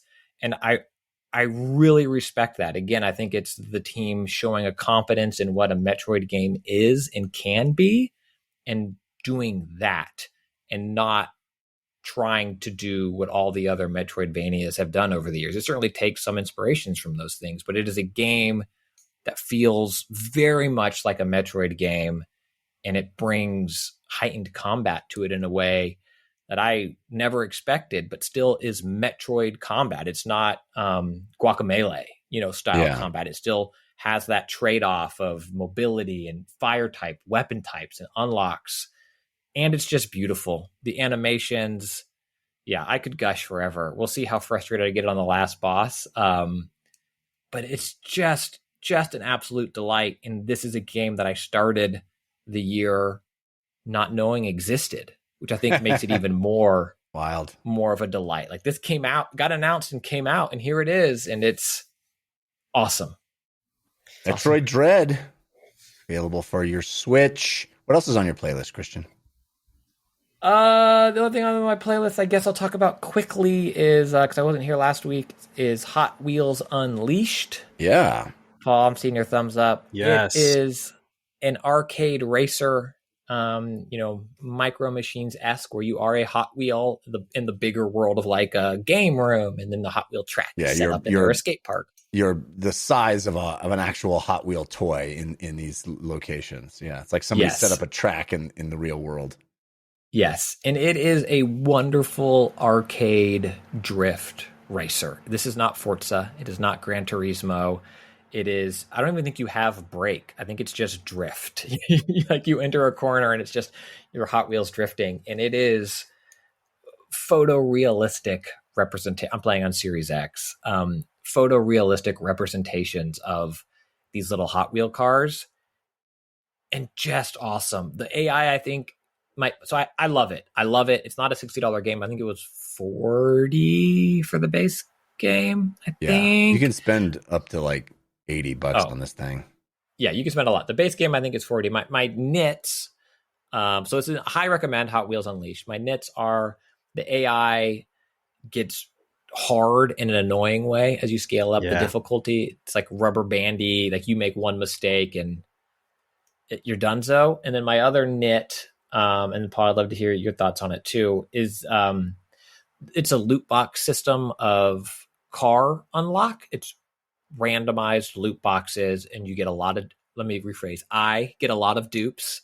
No, I got them too. And you're supposed to like dismantle for then in-game currency to then get another blind box to unlock.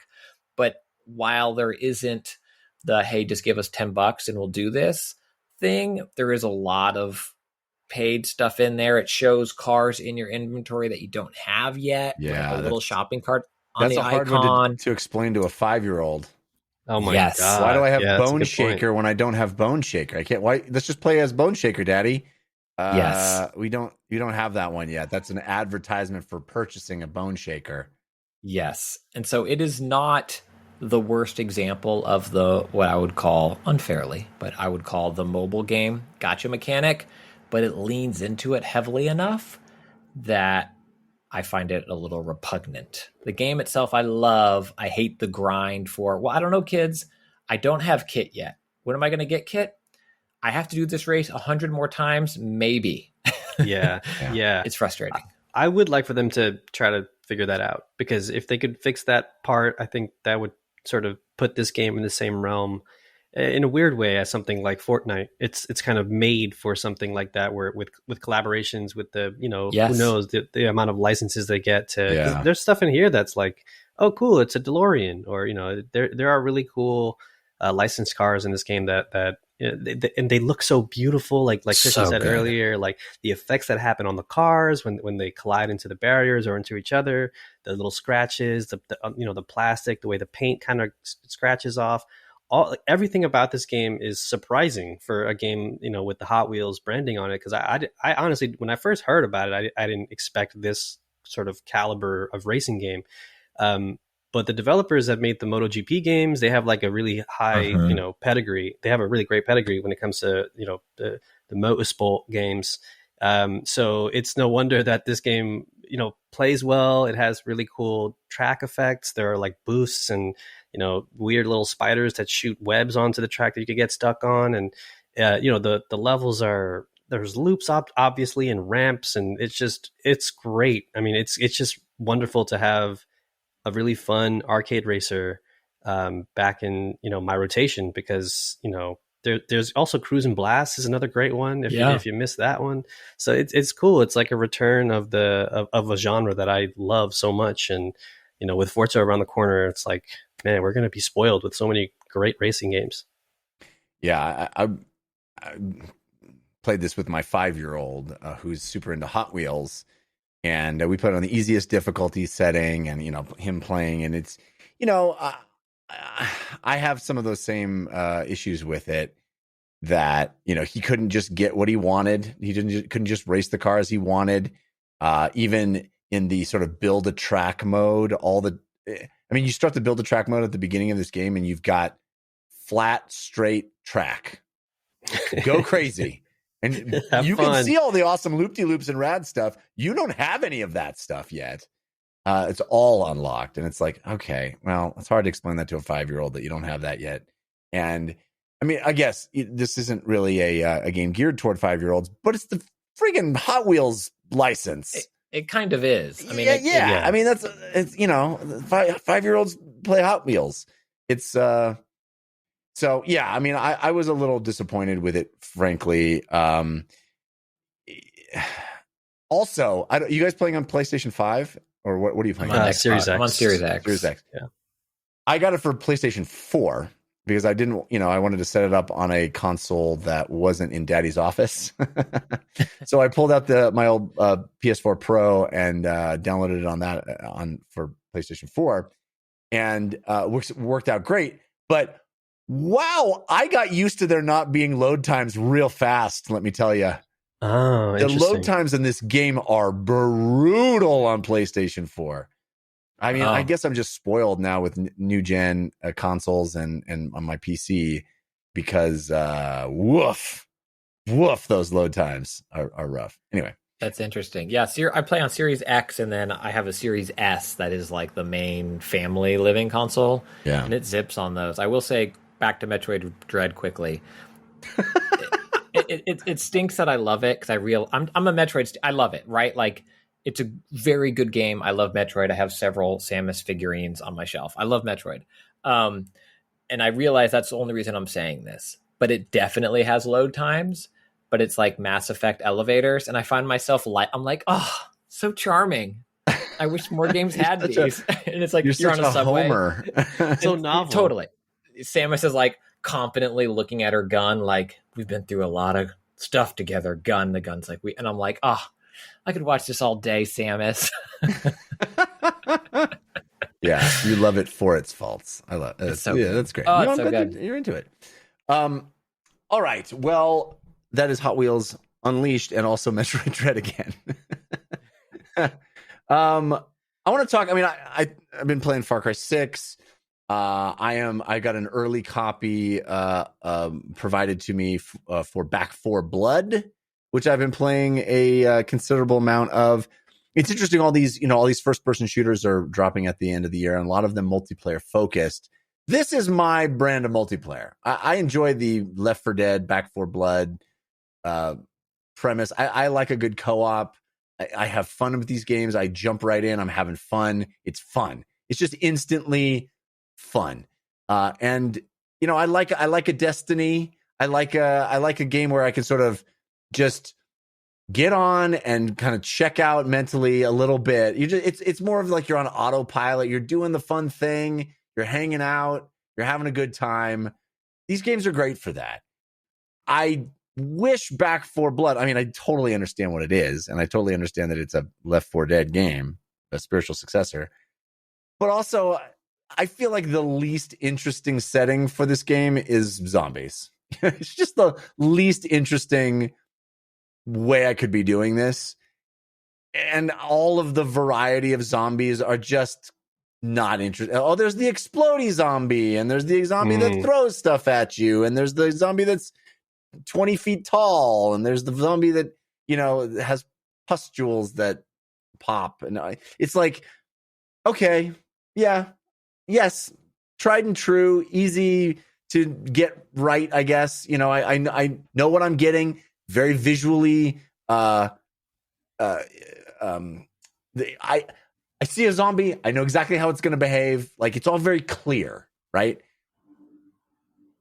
But also, I wish this game was trying to blaze a bit more of a new trail than it is. Having said that, it's good fun, easy to recommend. Especially if you have some friends that are going to jump on with you. I'm hoping some of my friends will want to play some Back 4 Blood, because I think it's just an easy, Day breezy, one good Game fun. Pass, right? Right. Or, I mean, I say day one. It's been out for people that Game Pass. bought it early, but a day wide release And one, PC Game Pass as well. So, it's like, lots of, and crossplay between those two. So That's good cool. stuff. I'm enjoying it. I don't think there's anything. I mean, I could go into all of the card mechanic and all that stuff, and I think those are novel and kind of well implemented tweaks to the structure, but it's the structure. It's the same formula. It's Left 4 Dead, which is fun. It's fun. The two games I do want to talk about a lot. I mean, we talked about Far Cry 6, but there's two games I really want to talk about that are indie games that are really in my wheelhouse. Turn-based strategy games, card-based. I mean, this is my kind of thing.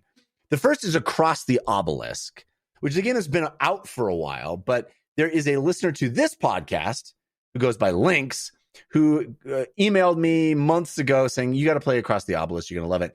I think I tested the game out in a demo form at some point. Anyway, I liked it, but I wasn't in love with it. But Lynx is like, I want you to play this so badly that I'm going to buy a copy for you. So he literally sent me a copy on Steam. Nice. Or sent me a game code, whatever. He purchased it for me, which is so I felt like, well, now I got to play it. And the thing that's cool about Across the Obelisk, it's a lot like a lot of games I love, like Gordian Quest and, all these, it's basically Slay the Spire, but with more story elements.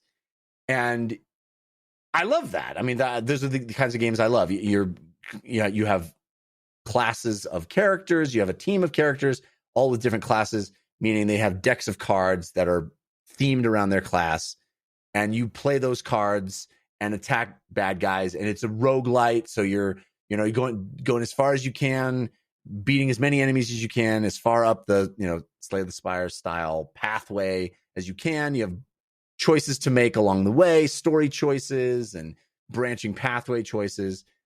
Very much the kind of game I like. Great art style. I mean, I talk about these games all the time because I play tons of them because I love these kinds of games. But what sets Across the Obelisk apart, and which is one of the reasons Lynx wanted me to play it so badly, is that I believe it's the first one of these, or at least the first one I've played, that is a fully co-op experience. So you've got a party of adventurers of different classes, wizard and rogue and, fighter, tank. And in these games, the way you play these games is you have these different decks, and each of them has a turn, and you have your track that shows you which characters go in which order. And so you're planning your attacks based on how an enemy is going to go before the wizard goes. And I'm going to try to, disrupt that first. All that stuff is fun. It's fun. But in this case, and Across the Obelisk, if you want to play with more than one person, it divvies up the members of the party. So for example, you've got 4 members of the party. You can play with up to 4 people. So I played with Lynx, the 2 of us. So each of us controlled 2 members of the party. If you play 4 people, each person controls 1 member of the party. And it's fun. It's super fun to play that way. You're hanging out, you're selecting cards as another player is selecting their cards. You're watching them select their cards. You get to see their hand come up. I think there probably could be a more elegant way to handle that, to allow me not to just have to wait there until the person I'm playing with selects their cards. If it allowed me to sort of inspect my deck or plan my moves in some way while their turn is going.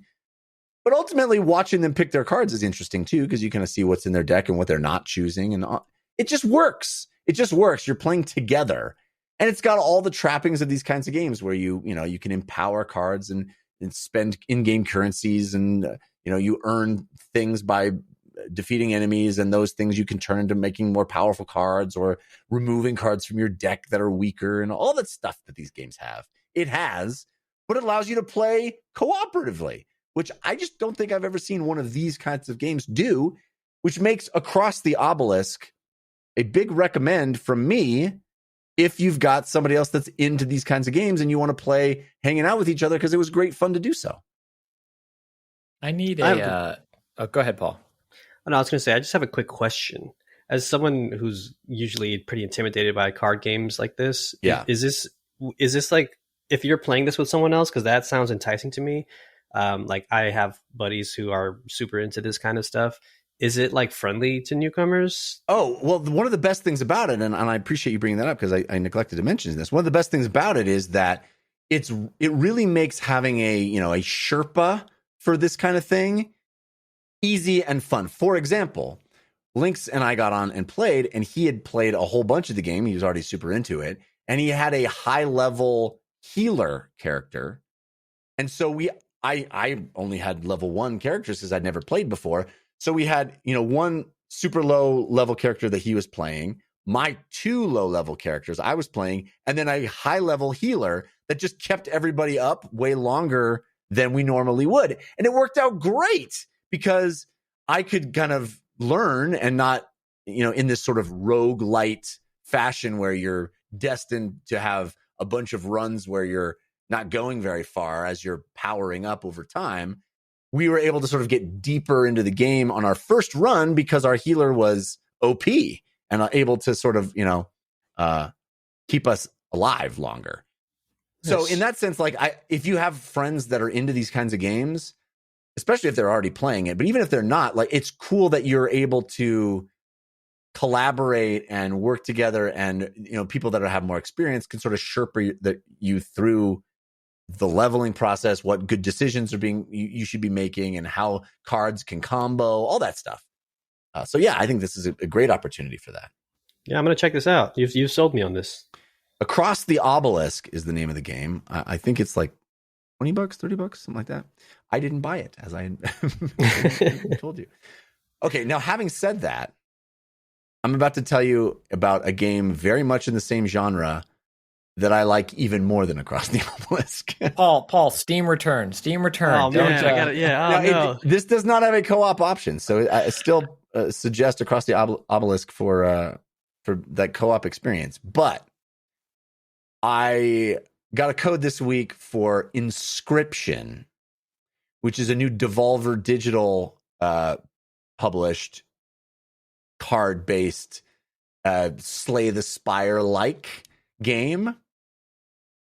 And I didn't know what to expect about this. The whole vibe with Inscription, which is spelled like crypt in the middle, Inscription.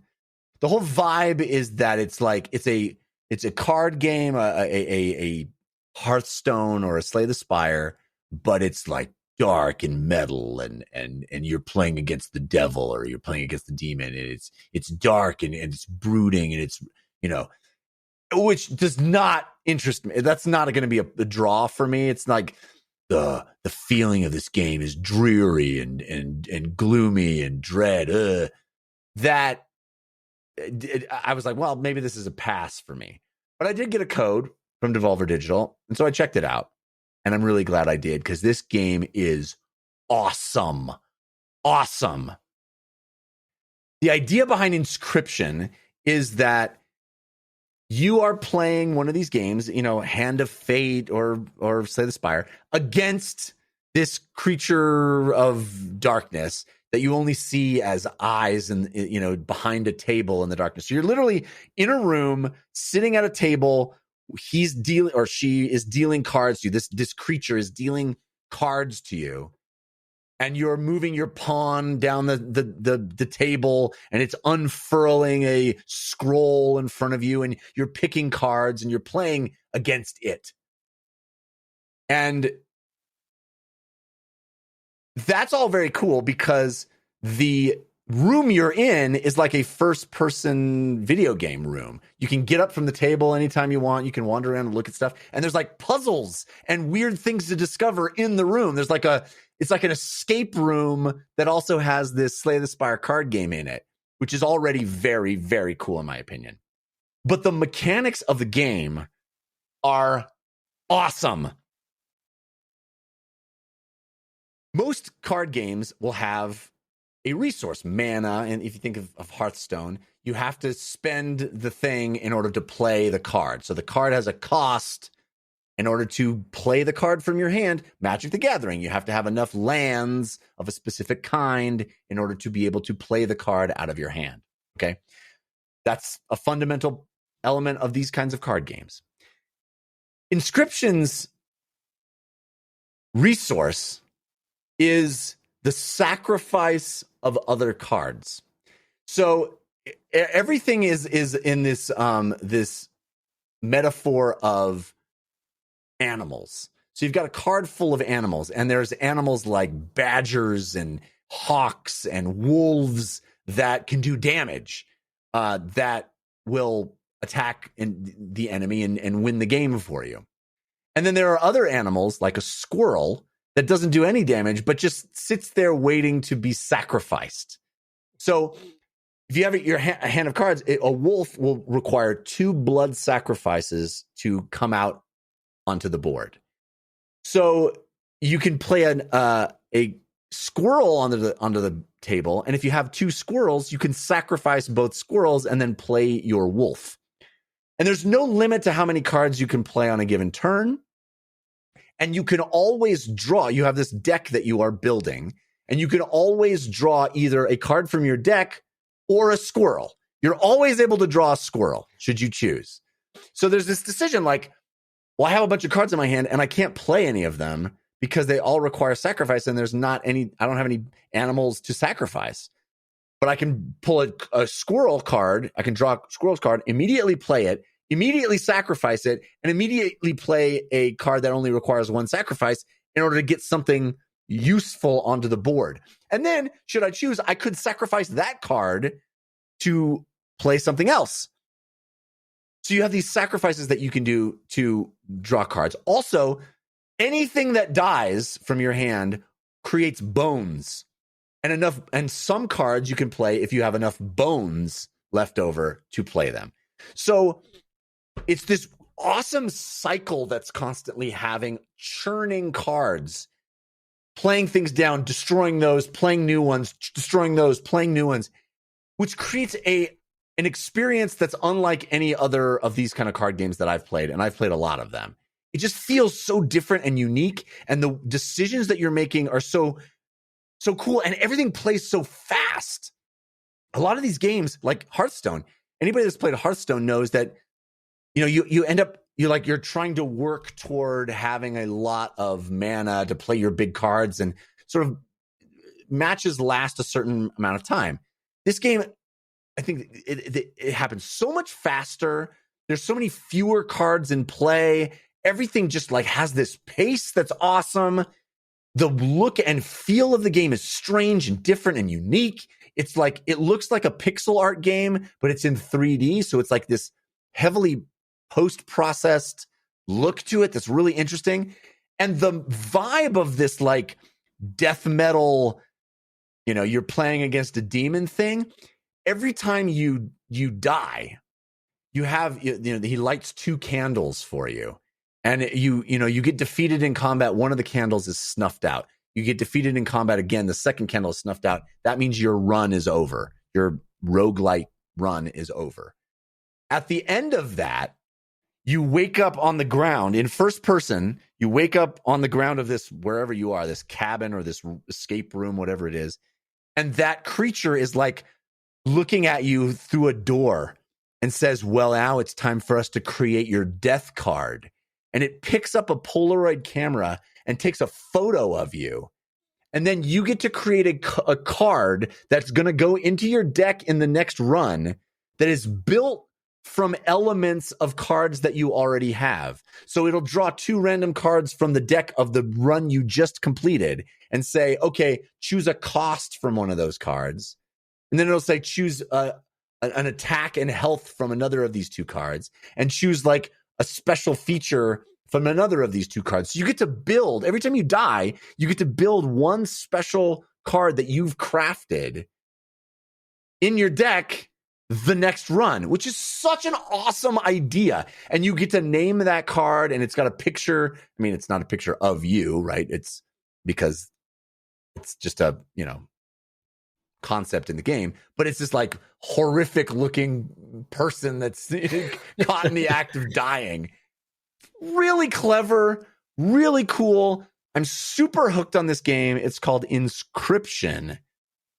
And I think it's like one of the freshest, most interesting takes on this kind of Slay the Spire idea that I've seen in quite a while. Wow. Yeah, someone in chat said this would be super cool in VR, and I agree. I feel like this is like kind of made for that. Oh, I had the same exact thought. I was like, I wish this was a VR game.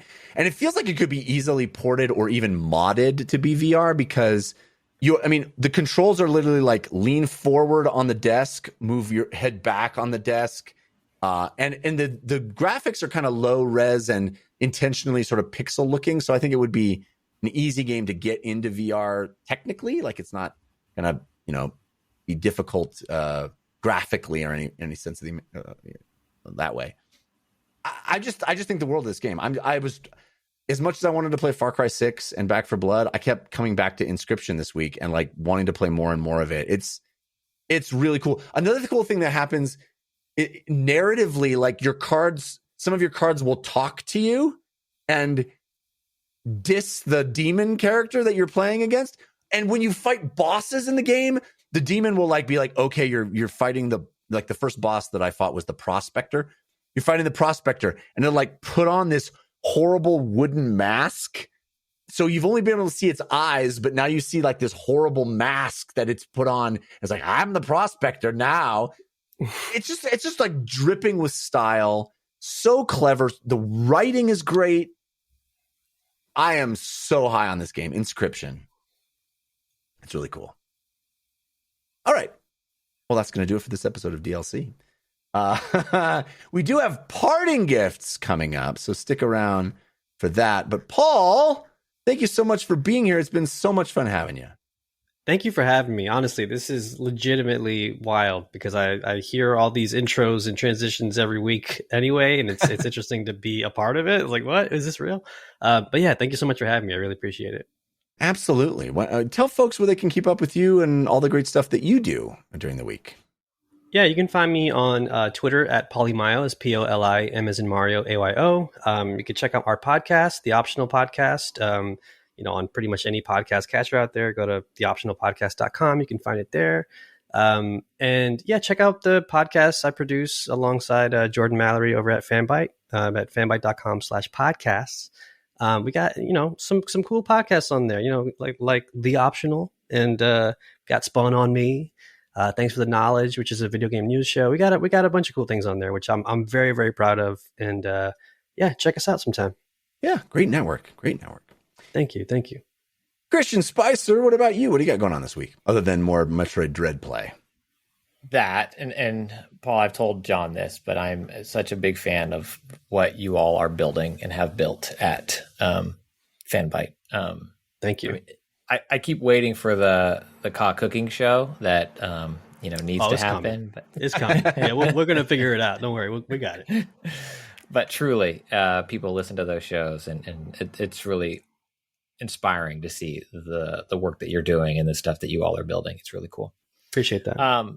this week I mean, it's Metroid for me, and puppy training, like nothing exciting. Her name, someone in the chat said, is her name Samus? No, her name is Bingo, which is the little sister in Bluey. The best kids show of all time.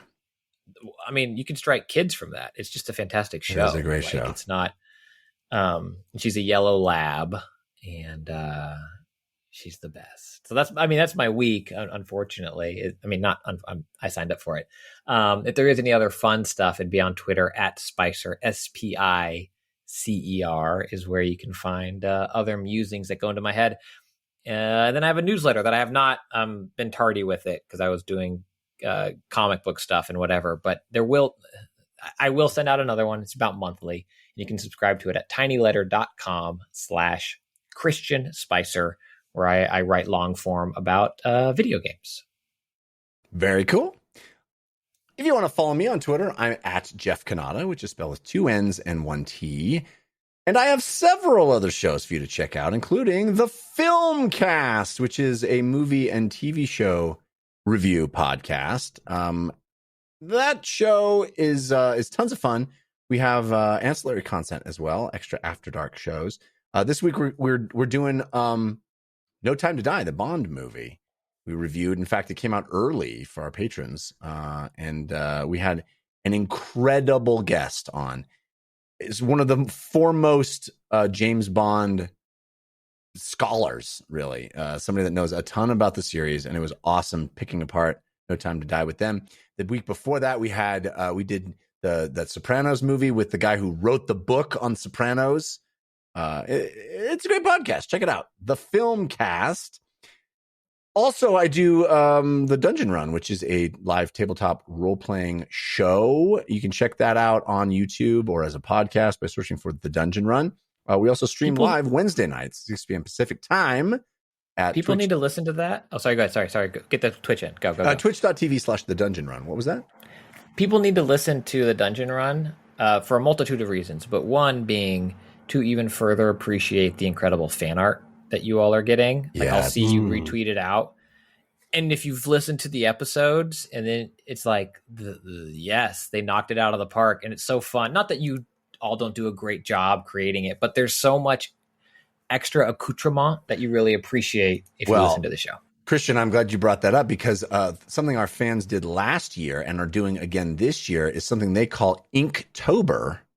Yes. Inktober is like this fan art initiative where they come up with a daily prompt built around the Dungeon Run, usually some character or some moment, and everybody that day does a piece of fan art that's participating. They do a piece of fan art. It's extraordinary. The level of creativity is amazing, as you said.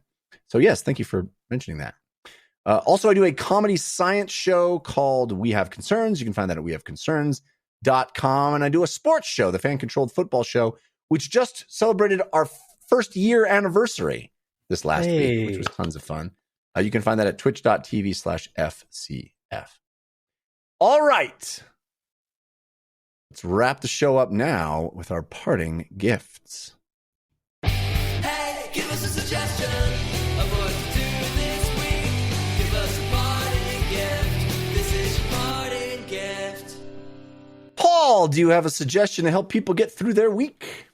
Oh, yeah. I felt like maybe I'll keep it sports related, having seen Christians in advance. But I almost made it Formula One, but I'm going to not talk about Formula One another time. Maybe I'll say that for next time. All right. Maybe I'll do that for next time. I'd love to have you back on. We got to hear it.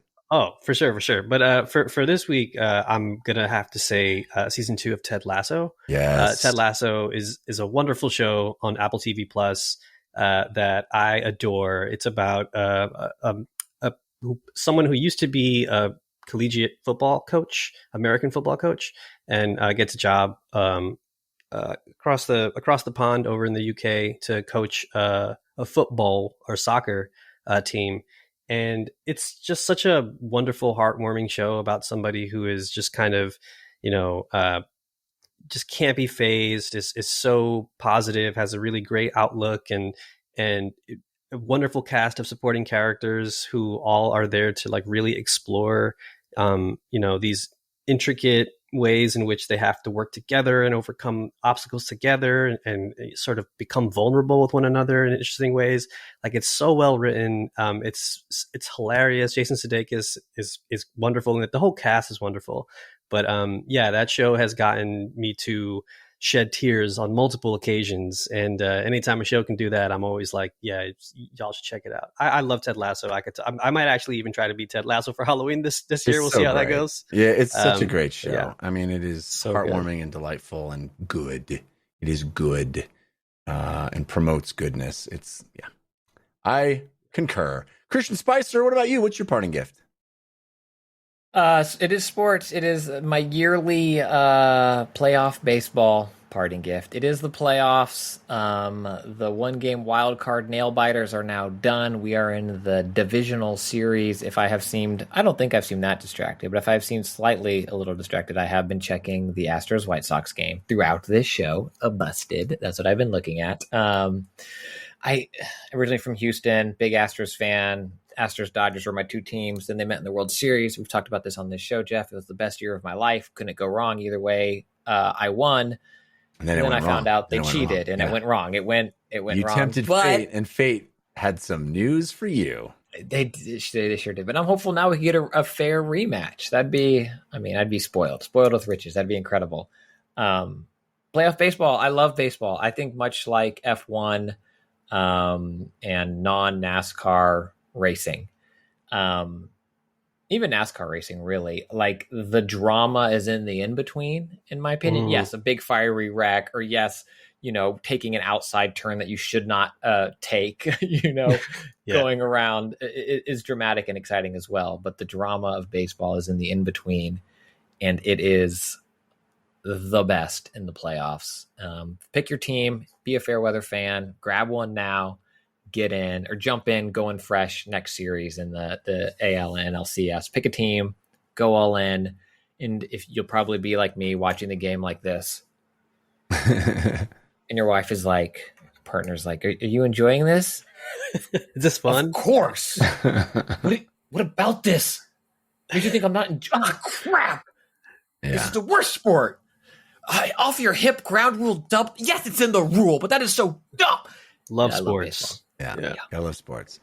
Niners on a 3-game losing streak today. My wife is like, why do you even put yourself through this? I'm like, I love it fun. so much. Yeah, as a Knicks fan, you don't understand. Yeah. They're close, Paul. I probably realized it jinxed them for another 20 years, like Groundhog thanks. Day. Great. Awesome. But the Knicks Thanks, are Christian. close. Hey, Yeah, we are. At least their star player can actually play home games. You know what I mean? So Yeah. Yeah. My parting gift is a show I just discovered that is brand new to Hulu, or at least FX on Hulu, which is that a distinction without a difference? I don't know. It's a distinction that Hulu makes. It's the FX shows that are on Hulu. This is a new show called Poorly Drawn Lines, which I'm sure a lot of people listening to this had already heard of. I hadn't, because it's a webcomic. It started as a webcomic and is now a fully animated show on FX on Hulu. And I just popped it on last night. Just it's short. I'll check it out. I like animation. Oh, man, I laughed my patooters off watching this show. It's clever. It's funny. It's weird in the best possible way. I love weird, and when it comes to comedy, and this show delivers. Poorly Drawn Lines. Only 2 episodes as of this recording, or at least I believe as of this recording. Last night there was only 2 to watch, but I loved both of them, and I recommend it to others. All right. We also got a listener suggested parting gift. This comes to us at dlcfeedback@gmail.com. It comes from Scott, who is Global Reset in the chat.